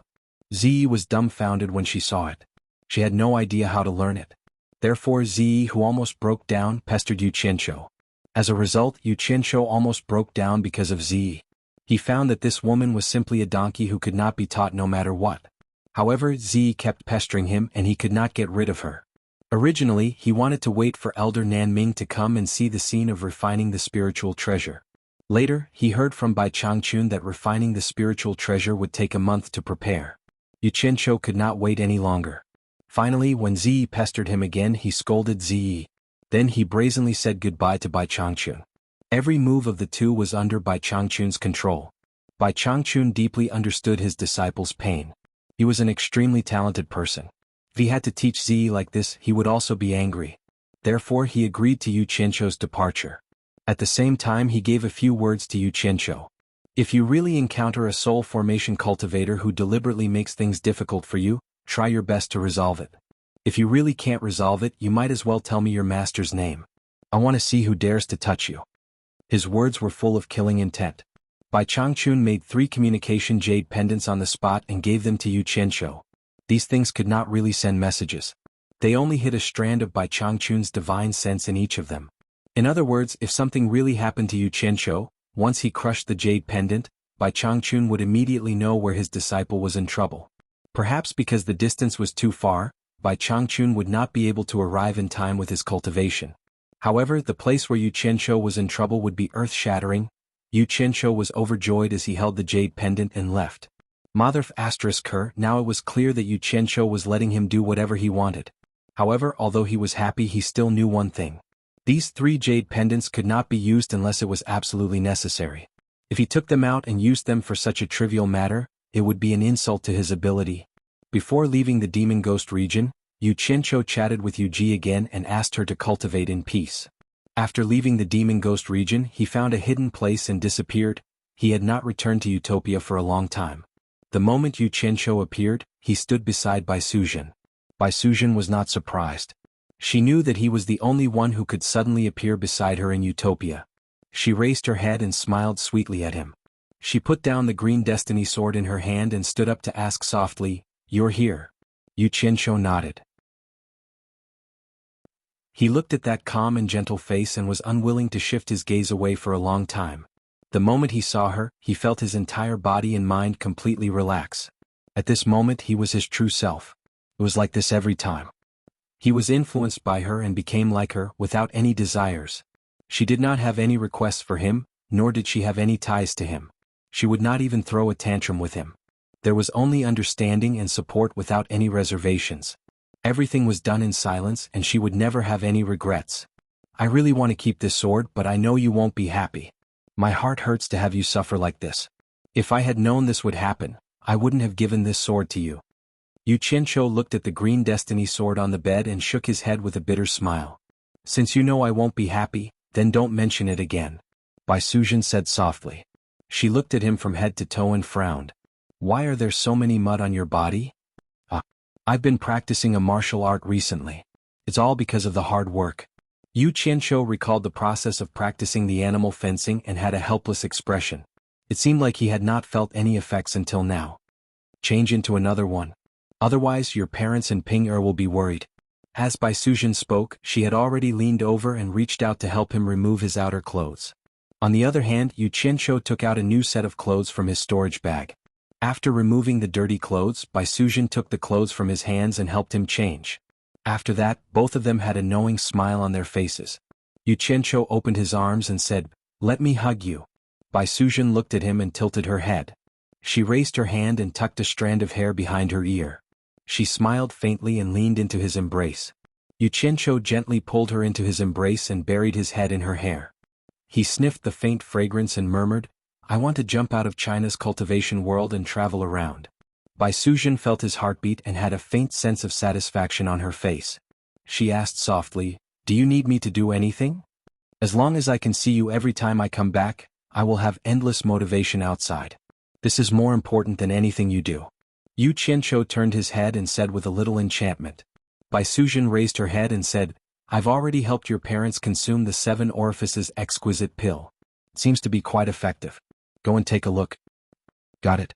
Xianxia grunted and suddenly asked softly, "You seem to have delegated all the power of Ethereal Palace to Ping Er." "Yes. Is there a problem?" Bai Suzhen asked. Xianxia shook his head and did not say anything. Chapter 453. The two of them walked out of Ethereal Palace side by side. Their temperaments reflected each other, and the palace maids they encountered bowed to them. To them, their leader's status in Utopia was needless to say. As for Sister Bai, who lived in seclusion, be it in terms of temperament or appearance, she was unique in Utopia. Her clothes were as white as snow all year round, and she was as elegant as a snow lotus on an iceberg. Although Sister Bai didn't interfere with anything in Ethereal Palace or Utopia, she controlled the lifeline of the entire Utopia. Everyone's primordial spirits were in her hands. Even Chief Instructor Guan, who controlled the entire Utopia military, would come to greet her from time to time. That respectful attitude was something he didn't have even when he met the current person in charge of Ethereal Palace, Chu Ping. There was also Chief Chen, who was usually sparse. When he saw the gentle Sister Bai, he was also very respectful. Once Sister Bai instructed him to do something, he would definitely not hesitate and would not dare to give her any discount. As such, even though Big Sister Bai was tolerant, the people in Utopia who saw her were all filled with respect and fear.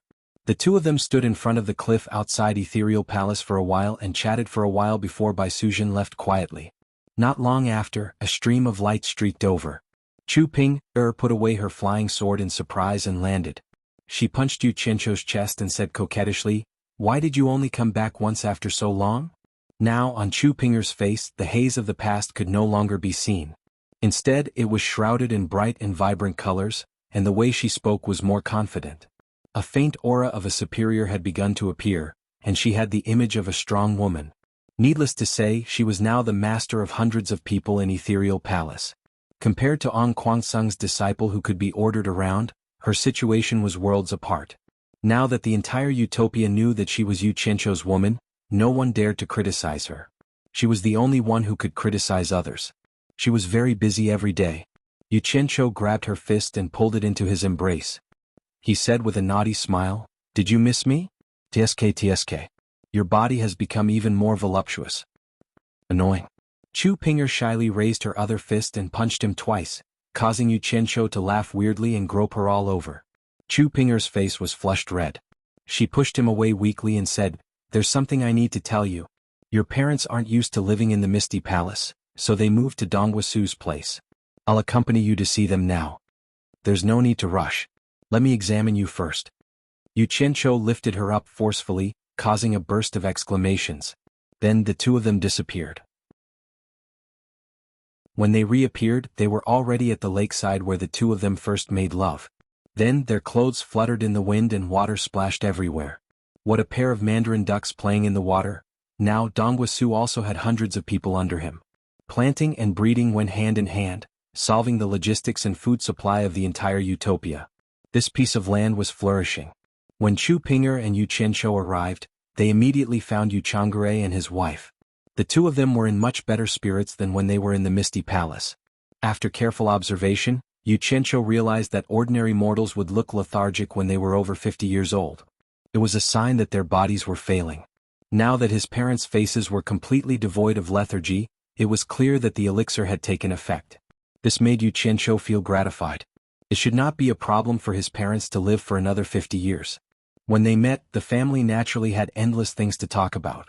Yu Qianzhou decided to accompany his parents for the entire day. Chu Pinger temporarily put down her miscellaneous items and acted like a good daughter-in-law. Xuanhuan was naturally happy, but she was filled with complaints that her daughter-in-law's stomach was not big.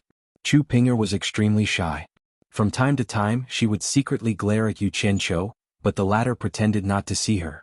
The next day, Yu Qianzhou ordered someone to bring him a large pile of spiritual herbs in the Utopia military camp.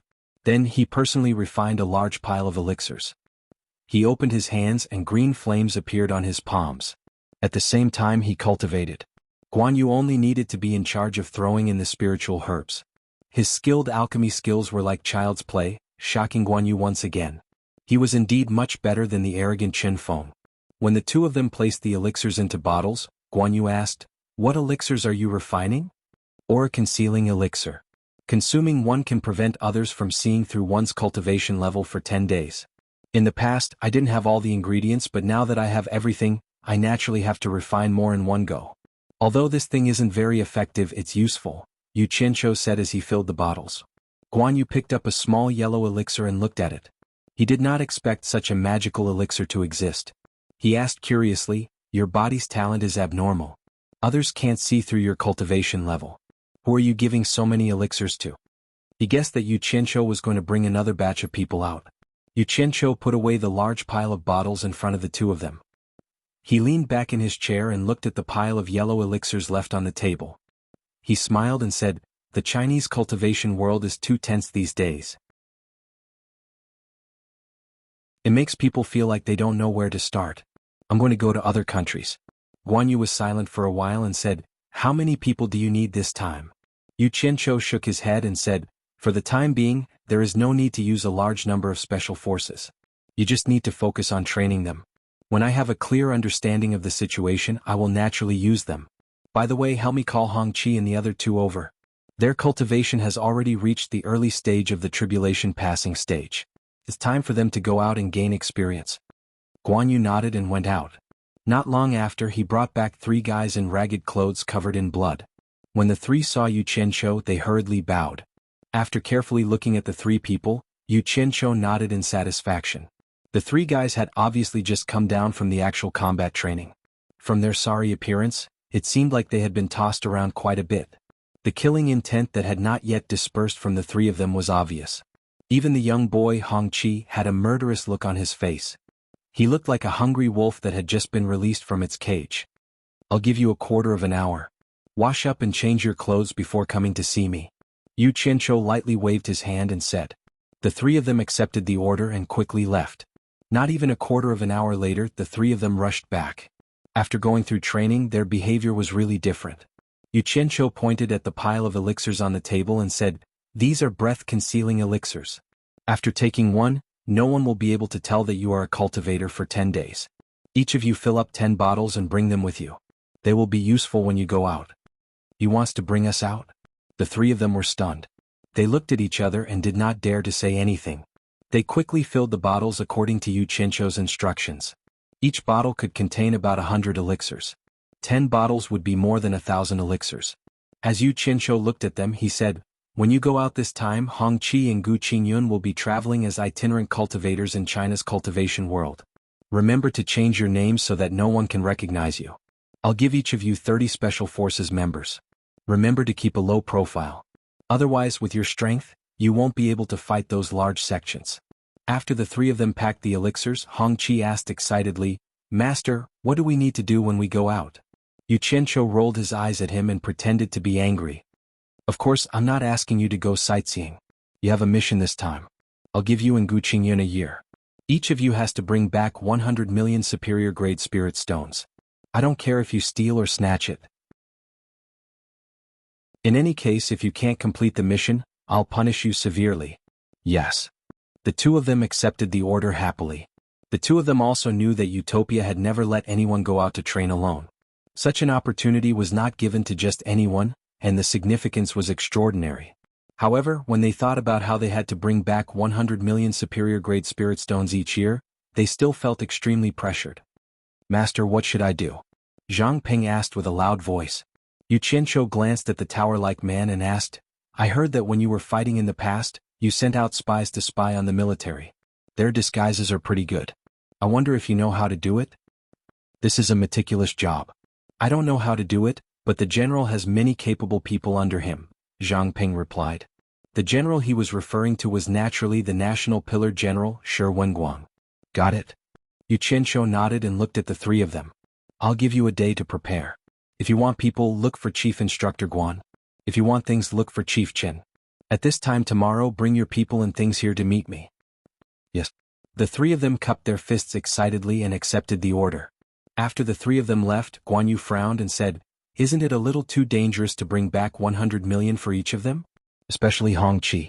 He has never seen much of the world. Can he do it? If you want to survive in the cultivation world, danger is a common thing. How can you be afraid? I've already created certain conditions for them. If they can't even protect their own lives, then they're just trash. If they die, then so be it. I'll replace them as soon as possible, Xianxia said faintly and disappeared. Guan Yu was left alone with a frown. He knew that Xianxia was starting to train people who could stand on their own in the outside world. Hongqi had finally obtained some free time with great difficulty, and as soon as he left the barracks, he swiftly flew to Dongguasu's side to see his maternal grandparents. The old couple, who were busy at the edge of the farmland, saw someone flying towards them. At first, they thought they had seen the wrong person. When they realized it was their grandson, they were dumbfounded. Their grandson was not even 20 years old. How could he have reached the early stage of the tribulation passing stage? After asking and getting confirmation, the old couple was so excited that they were speechless. They thanked Xianxia profusely. Hongqi had come to bid farewell to his grandparents. He said that his master wanted him to go out and gain experience. Dongguasu immediately reminded him, Your master has given our family a new lease of life. It's hard to repay him even if you have to risk your life. In short, as long as it's something your master wants you to do, even if you have to risk your life. I don't know when I'll be back. Grandpa and Grandma, please take care. I still have something to do. I'll bid farewell now. Hongqi said as he knelt down and kowtowed. Good. The old couple helped him up emotionally. Hongqi stepped back and bowed. Then he bounced up and flew away. The old couple stared at him for a long time. They could never reach such a cultivation level in their entire lives. Now that they saw it on their grandson, how could they not be excited? More than 10 people came from all around the farmland. They surrounded the old couple and asked, This is your grandson? This is the direct disciple of the leader. The old couple's faces were full of pride, but they still spoke modestly. After dealing with the people, the old couple immediately decided to visit Yu Changre and his wife to see if they needed any help.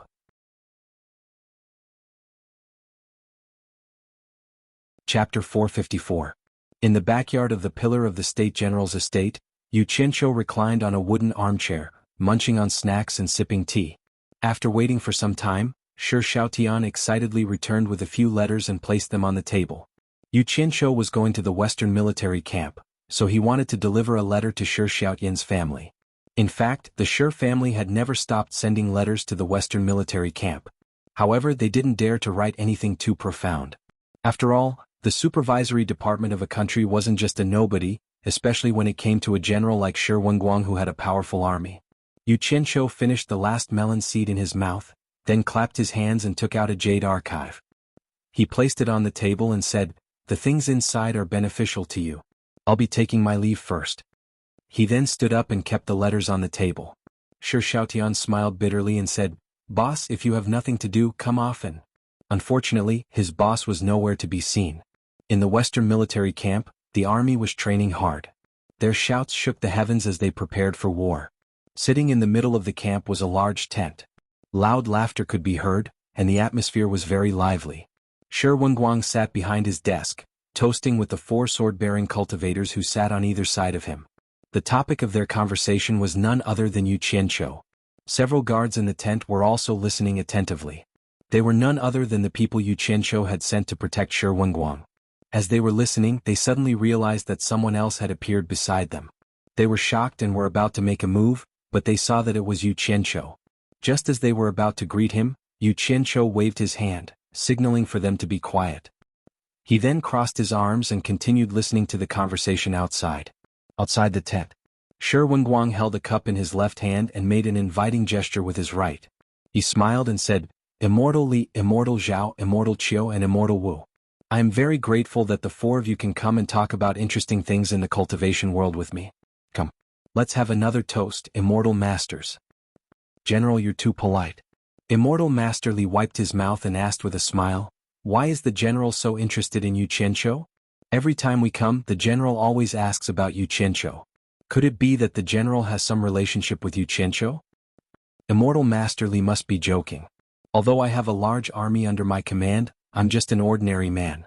How could I have any relationship with Xianxia? I'm afraid that even if I wanted to climb up the social ladder, he wouldn't be interested in an ordinary man like me." Xuanhuan laughed heartily. "General, there's no need to belittle yourself. You're a high-ranking official in the secular world. How can you be compared to the cultivation world? Not to mention the fact that Xianxia is a general. Even if we wanted to curry favor with him, I'm afraid he wouldn't even look us in the eye." Immortal Master Wu shook his head and sighed. Xuanhuan waved his hand and said, "Immortal Master Wu must be joking. You 4 immortal masters are experts who can fly in the sky and travel through the earth. Anyone would look favorably upon you. If I were to guess, you immortal masters are just unwilling to get involved in the struggles of the cultivation world. Brother Wu, you must have drunk too much. That Xianxia is just a scum who was expelled from the sect twice. Why should we let him look us in the eye?" Immortal Master Zhao's expression was a little unhappy. The 4 of them relied on their status in the cultivation world to interact with the Pillar of State General and often came here to eat and drink for free. How could they say such demeaning words? Wouldn't that be a great loss of face? The guards in the tent all looked at Xianxia. They only saw a faint smile on Xianxia's face. He remained unmoved and closed his eyes to listen. No one knew what he was thinking. Xuanhuan's expression stiffened. He naturally knew that the guards in the tent were sent by Xianxia. He really didn't know how they would react after hearing this. After waiting for a while, Xuanhuan raised his cup and smiled. "Immortal Masters, please don't stop. Let's drink." After they drank, Immortal Master Qiu asked the others, "Have you heard? It said that Xianxia led 600 experts and fought with the Deluo sect in Wanghai town. I wonder if it's true?" The guards in the tent looked at the person in question in surprise. A cold smile appeared on Xianxia's face. He thought to himself, "And here I thought it was some bullshit immortal master. If they can't even figure out this kind of thing, then it goes without saying that they're all useless people. That madman is capable of anything." Immortal Master Li shook his head. Xuanhuan immediately became spirited. He straightened his back and asked, "Immortal Masters, can you tell me in detail what happened?" Immortal Master Wu smiled bitterly and said, "I have heard of this matter. Xianxia led more than 600 people and fought with the Deluo sect's 1,000 people in front of all the sections. It was an intense battle to the death." "What was the result?" everyone asked in unison. "The result is unbelievable." Immortal Master Wu shook his head. The Deluo sect, ranked second among the righteous sects, suffered a crushing defeat. Only a few dozen of their 1,000 people were left. On the other hand, Xianxia only lost 200 people. The most shocking thing was that Xianxia was able to fight against 2 late-stage tribulation transcendence experts by himself. In the end, it was the 2 late-stage tribulation transcendence experts who suffered a loss. Hiss. Everyone gasped. They didn't care about the 1,000 people who died. What they cared about the most was the fact that Xianxia defeated 2 late-stage tribulation transcendence experts by himself. For them, late-stage tribulation transcendence experts were the pinnacle of experts. Immortal Master Zhao, who previously ridiculed Yu Qianzhou, twitched and asked, "Brother Wu, is this news fake?" "It can't be fake. I heard it personally from a disciple of the Deluo sect. He wouldn't fabricate a scandal about our sect." Immortal Master Wu said with a breath that reeked of alcohol. The scene immediately became silent. Xuanhuan's eyes flickered with excitement. Yu Qianzhou didn't lie to him. Since he had the ability to fight against the Deluo sect, it was only a matter of time before something big happened. He immediately raised his cup and said, "Immortal Masters, please." Then he drank the cup to show his respect. Immortal Master Zhao clearly felt that he had lost face. After putting down his cup, he snorted and said, "I think this news is probably fake. Think about it. I heard that Yu Qianzhou is only at the nascent soul stage. How could he defeat two late-stage tribulation transcendence experts from the Deluo sect by himself?" Everyone looked at each other. After all, they hadn't seen it with their own eyes, so it was hard to say. Even if they said it was fake, they had heard many people talking about it. If they said it was true, it was indeed unimaginable. What if it's true? Someone in the tent suddenly laughed. Xuanhuan was slightly surprised. This person's voice was too familiar. Sure enough, Yu Qianzhou lifted the curtain and slowly walked out. He secretly gave Xuanhuan, who was about to speak, a look to indicate that he should not speak. He stood beside Xuanhuan and cupped his hands towards the people below. "I am a cousin of the great general. I heard Immortal Masters talking about it and couldn't help but come out to join in the fun. I hope Immortal Masters won't mind." As he spoke, he looked at the people around him. They were only at the foundation establishment stage, yet they dared to come to his territory and pretend to be experts. They simply didn't know what was good for them. The four people looked at Xuanhuan in confusion. The latter nodded and said with a smile, "Immortal Masters, please don't be suspicious. He is indeed my cousin." Hearing this, the people around him relaxed. "What? The great general's cousin is also interested in the matters of the cultivation world?" Immortal Master Zhao shook his head and said, "Then let me test you. Do you know how many sects there are in the cultivation world? How many righteous sects and how many demonic sects?" "There should be at least a few hundred," Yu Qianzhou said after thinking for a moment. He discovered that up until now, he really couldn't figure out how many sects there were in the cultivation world. "Yes." Immortal Master Zhao shook his head. He was very dissatisfied with his vague answer. He then asked, "Then do you know how many loose cultivators there are in the cultivation world?" The other three Immortal Masters also looked at Yu Qianzhou with smiles. It seemed that they were bored drinking and wanted to use the great general's cousin to liven things up. "Damn it. These questions really stump me." Yu Qianzhou frowned and said, "Nowadays there aren't many loose cultivators in the cultivation world who are presentable. I don't care how many there are." As soon as he said this, the four Immortal Masters' expressions immediately changed. Immortal Master Zhao slammed his wine cup on the table and shouted angrily, "Little brat, you're making irresponsible remarks. If it wasn't for the great general's face, I'd definitely teach you a lesson today." Xuanhuan, who was sitting in the middle, was speechless. "You guys talked about Yu Qianzhou for half a day. Now Yu Qianzhou is standing in front of you, but none of you know him. I wonder who was it that said he was someone who drank with Yu Qianzhou?" Yu Qianzhou was stunned and said, "What? Are you Immortal Masters also loose cultivators?" Immortal Master Zhao said loudly, "That's right. We four are loose cultivators in the cultivation world. Although we don't join any sects, we are still free and unfettered. The cultivation world is filled with loose cultivators. It can be said that there are hidden dragons and crouching tigers. There are countless experts. How can an ordinary person like you know about them?" Immortal Master Li reprimanded. Immortal Master Wu and Immortal Master Qiu looked at each other and felt that something was wrong. This kid was so rude in front of them, how could Xuanhuan not care? Immortal Master Wu then asked in a probing tone, "Little brother, from what you said, do you know loose cultivators in the cultivation world?" "I do know a few," Yu Qianzhou added in his heart. "I've already killed all those I know." After thinking for a moment, he said, "Oh, that's right, I know someone called Hong Ming. His cultivation is not bad among loose cultivators, barely reaching the early stage of tribulation passing. He was the one who told me about how few rogue cultivators are presentable. I wonder if the four Immortal Masters know him?" This was the only name he could think of. Back when the rogue cultivators pushed him to be the representative, the bearded man named Hong Ming was his staunch supporter. Unfortunately, he was accidentally killed by him. Hong Ming? The four Immortal Masters were speechless. Hong Ming may not be much in Yu Qianzhou's eyes, but he was one of the top figures among loose cultivators. He was not someone the four of them could come into contact with. Xuanhuan glanced at Xianxia. Seeing that he was still humbly asking for advice, he felt a chill in his heart. This guy was clearly trying to mess with them. Forget it, it's not his turn to speak. I might as well drink my own wine. The four of them looked at each other. Immortal Master Zhao asked with a guilty conscience, "Little brother, what is your relationship with Hong Ming?" He had already changed the way he addressed him from a yellow-haired kid to a little brother. Chapter 455. Xianxia waved his hand and said nonchalantly, "It's nothing much, we just played together for a while." He really did lead that group of loose cultivators to have fun for a while, so he wasn't lying. The four were speechless. Immortal Master Wu stood up and cupped his hands. "Hong Ming is a senior expert among us loose cultivators. Since young brother can play with him, you must not be a nobody. May I know young brother's great name?" Xuanhuan couldn't help but sigh as he held his wine cup. He really wanted to tell them to stop asking, but he held back after some thought. Xianxia glanced at Xuanhuan and walked away with his hands behind his back.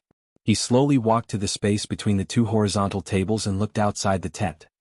He said calmly, word by word, "I don't have any great name. I am merely Xianxia, the scum that Immortal Master Zhao just mentioned, who was expelled from the sect twice." Crush. The wine cup that Immortal Master Zhao had just picked up fell on the table and rolled to the ground. He didn't notice the wine spilling all over his body as he stared with wide eyes at the young man standing proudly in front of him with his hands behind his back. Silence. It was very quiet inside the tent, but the sounds of fighting and training could be heard very clearly outside. This wasn't the first time they had come to the pillar of the State General's tent, but this was the first time they could hear the sounds outside so clearly. However, they turned a deaf ear to them. Gulp, gulp. It was the sound of Xuanhuan drinking wine. He finally knew how powerful Xianxia was in the cultivation world. He had only heard of it before, but now, these four usually arrogant immortal masters. Xianxia was right. They really couldn't show themselves in public. They didn't even know if the person was real or fake, but they were already scared to this extent. The four slowly stood up. The expressions on their faces were truly ever-changing. Xianxia looked around and said indifferently, "What? Does the four immortal masters think there's a problem?" Immortal Master Zhao swallowed with difficulty and laughed awkwardly. "Ah, little brother, are you joking? You are just an ordinary man, while Xianxia is an expert in the cultivation world. How can you two be lumped together?" His laughter sounded worse than crying, as if someone was strangling him. "Xianxia is an expert in the cultivation world?" Xianxia turned his head to stare at him and asked, "Immortal Master Zhao, isn't that wrong? I just heard you say that Xianxia is just a scum who was expelled from the sect twice. How did he become an expert now? Could it be that my hearing is bad? Did I hear wrongly?" These words struck at the heart. Immortal Master Zhao laughed and said, "Little brother really likes to joke. Great General, your cousin likes to joke around." The last sentence was directed at Xuanhuan, but he saw that Xuanhuan was engrossed in drinking, and his attitude was unclear. This time the four of them clearly felt that something was wrong. Every time they came, this great general was always respectful to them. How could such a situation occur? The heavy atmosphere caused by not knowing the truth made it hard for the four of them to breathe. A trace of ruthlessness flashed across Immortal Master Li's face, and he suddenly shouted, "This wine is boring, I don't want to drink any more. Great General, I'll take my leave." He cupped his hands and was about to leave, but just as he took a few steps away from the table, he heard someone behind him say indifferently, "You have guts. You dare to behave atrociously in front of me. If you have the guts, try walking out of this tent." The person who spoke was naturally Xianxia. "I can't walk anymore. I don't dare to walk anymore." Immortal Master Li's body was rooted to the ground, and he didn't even have the courage to turn around. Then he heard Xianxia say indifferently, "If you have the ability to walk out of this tent, I will spare your life. There is no joking in the army. You can try." His voice was very soft, but it was as if his words could decide their life and death, filled with unquestionable confidence. The four of them were scared witless. Even if a mortal pretended to be strong, it was impossible for him to act like this. Perhaps they really met that legendary person. As soon as Xianxia finished speaking, the curtains of the inner tent moved, and 6 figures flashed out, standing in 4 different directions. 2 of them were guarding the entrance of the tent. There were a total of 10 people sent to protect Xuanhuan. 2 were assigned to protect Xianxia, and the other 2 were taking turns to take the restriction-breaking pill to increase their cultivation.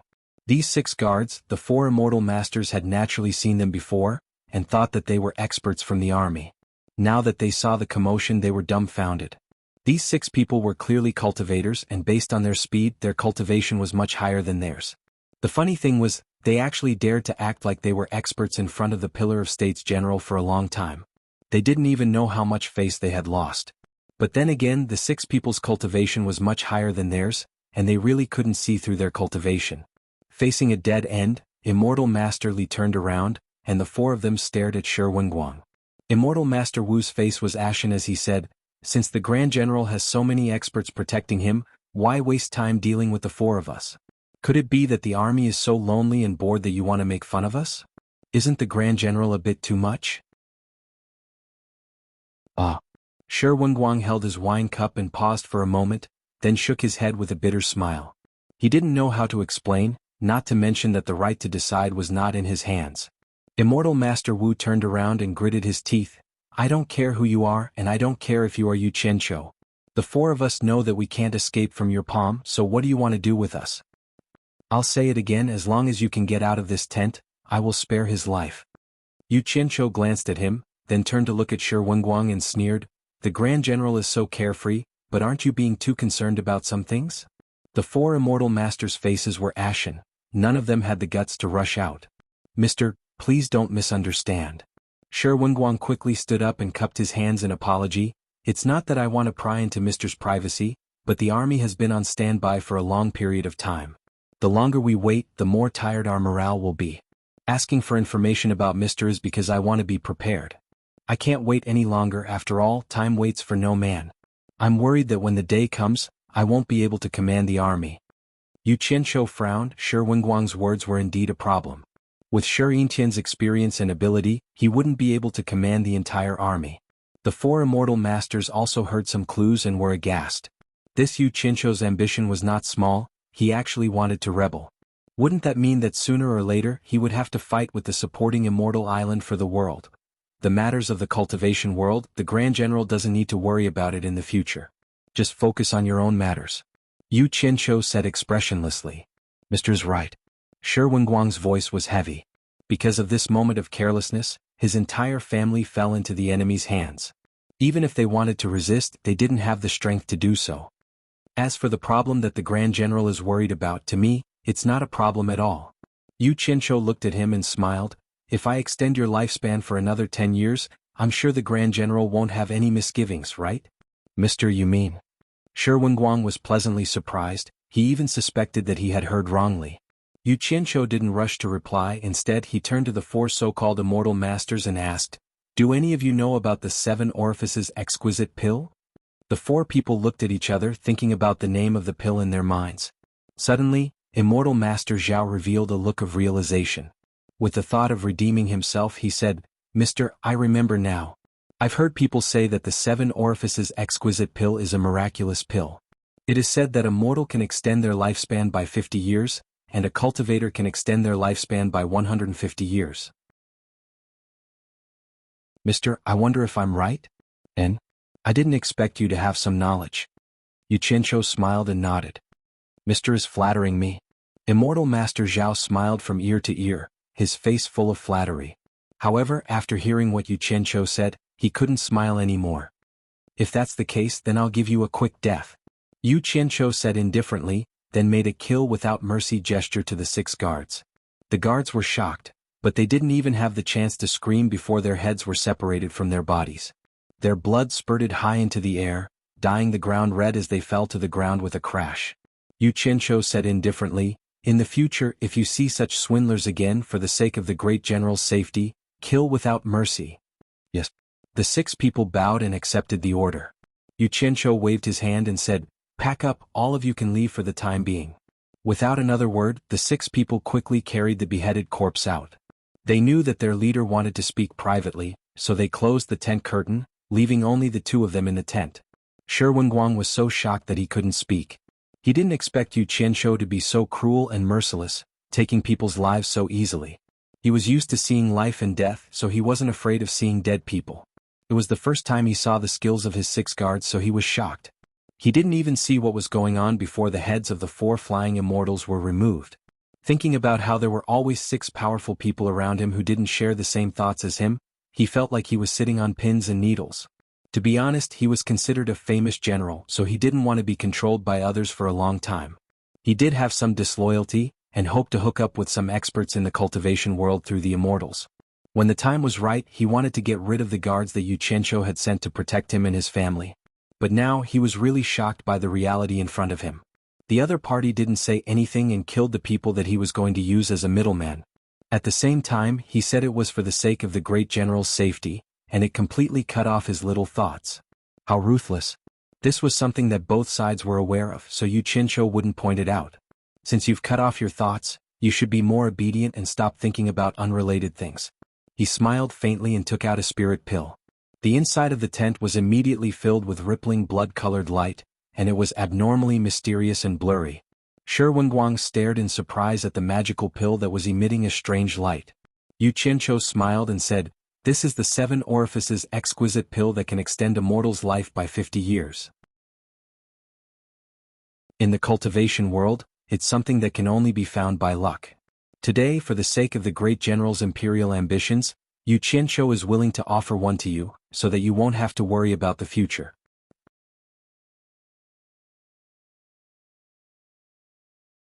Chapter 456. Although his words were pleasant, Xuanhuan looked at the panacea before him in a daze. There was also a hint of desolation in his eyes. He was unwilling to take it for a long time. He was not excited that Xianxia was going to give him a rare panacea. Instead, he was thinking that Xianxia was going to give him a poison to control him. He had seen many similar things in his decades in the army. Xianxia saw through him and sneered. "General, you're underestimating me too much. Do you really think that you, the pillar of the kingdom, are indispensable? That I, Xianxia, can't do without you? If it wasn't for xuanhuan, why would I waste so much effort on your family? I could have just knocked supporting Immortal Island off its pedestal. Would I be afraid that the Li dynasty wouldn't submit to me at that time? Why would I do all this?" Xuanhuan was stunned by his words, but he suddenly became clear-headed. Thinking about it, if Xuanhuan could push supporting Immortal Island off its position as the #1 sect, he would have the strength to lead the cultivation world. Why would he need to ask Xuanhuan for help? It would be a simple matter for him to support someone to take over. However, there's no need to hesitate. This panacea is indeed a genuine exquisite pill of 7 orifices. If someone begs me to give it to them, I won't give it to them.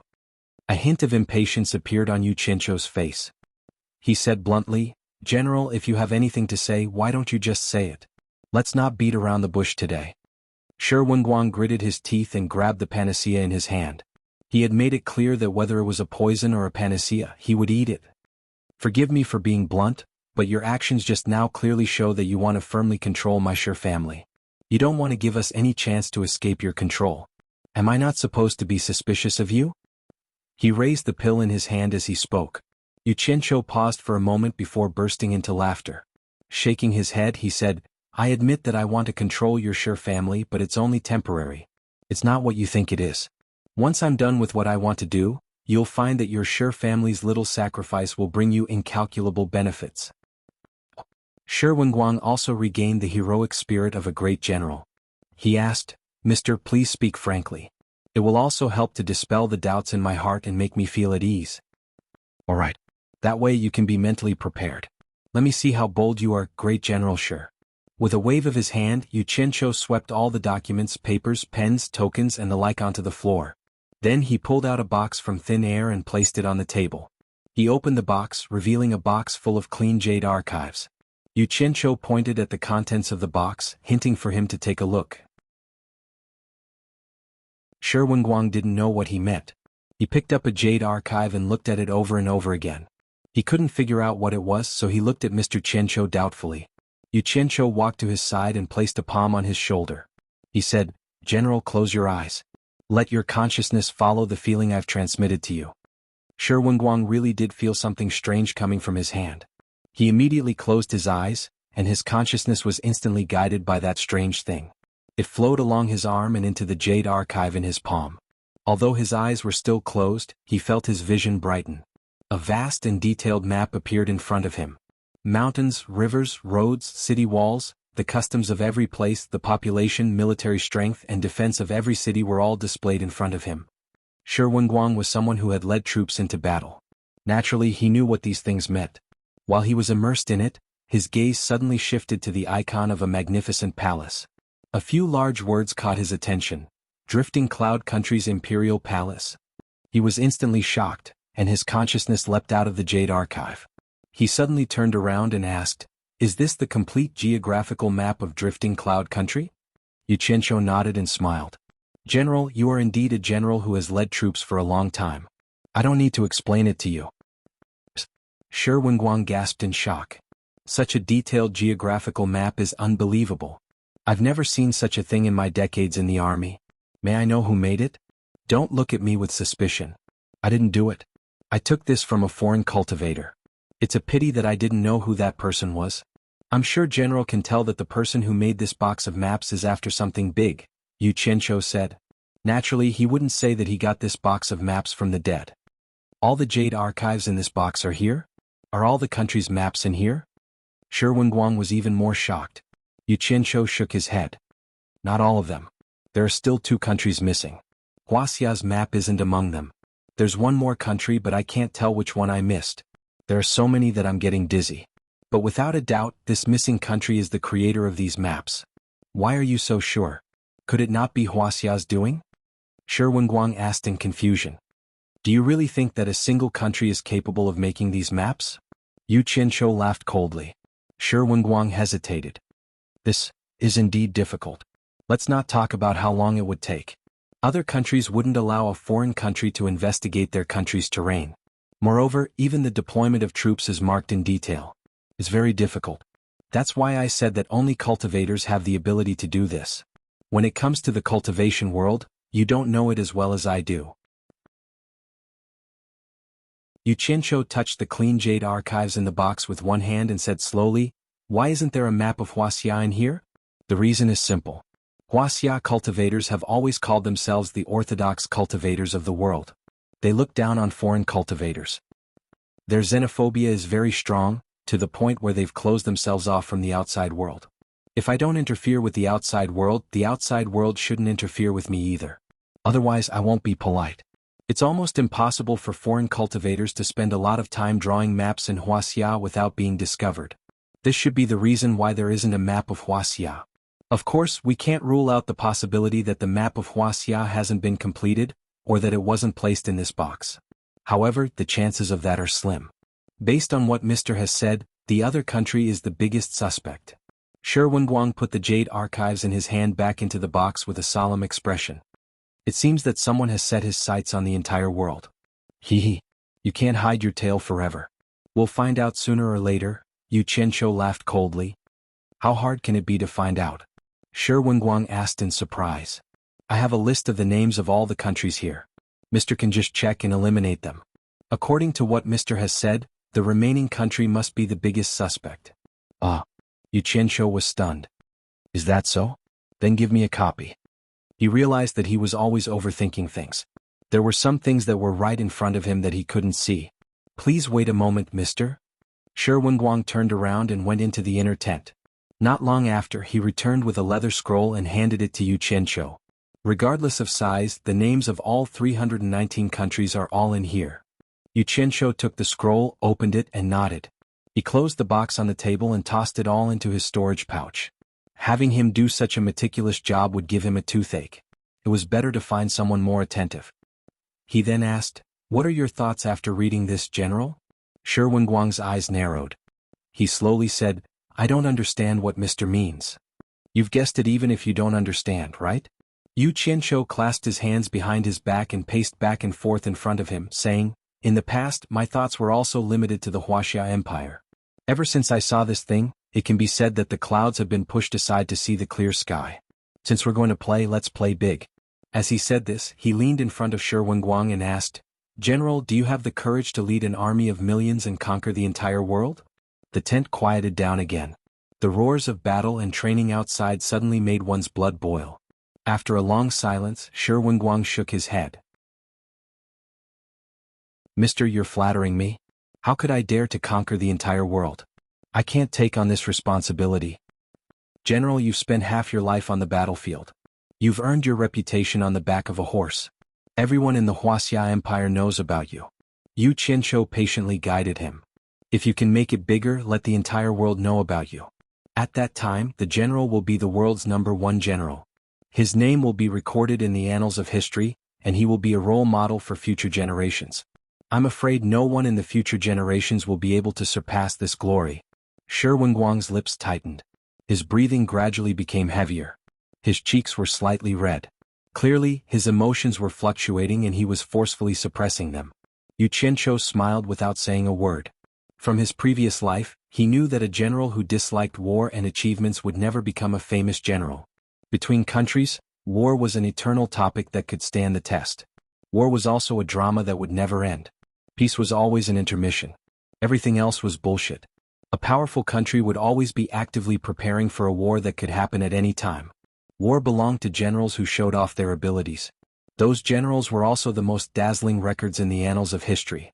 Yu Qianzhou believed that General Shi would be very interested. The world is big. There are countless brave generals who are good at war. Moreover, every country is guarded by people from the cultivation world. How could Xuanhuan dare to conquer the world? Xuanhuan swallowed with difficulty and rejected implicitly.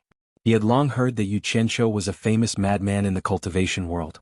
He dared to do anything. How could he be muddle-headed and agree to go against the entire world? Wouldn't that be nonsense? War was not child's play. If I can conquer the entire cultivation world and solve the worries of the general, do you dare? Yu Qianzhou smiled faintly. This guy had obviously taken out the most tempting thing and was constantly seducing her. Xuanhuan smiled bitterly. Sir, why are you so sure that I have the ability to conquer the entire world? Because an unprecedented great man once wrote a poem to praise you. That's why I'm full of confidence in you, Yu Qianzhou said solemnly. Xuanhuan was stunned. He asked, which great man wrote a poem to praise me? Why don't I know? What poem? That great man can only be admired in your heart. Don't talk about him. As for that poem, I can read it to you. Yu Qianzhou pressed his hand on the table and lightly tapped the rhythm. He recited, the mountains are high and the roads are deep. The great army gallops unhindered. Only I, General Shi, dare to attack. You're tuning in to the Sword Dance in the Vast Sky YouTube channel. Don't forget to subscribe and join us on this journey to catch the most captivating stories.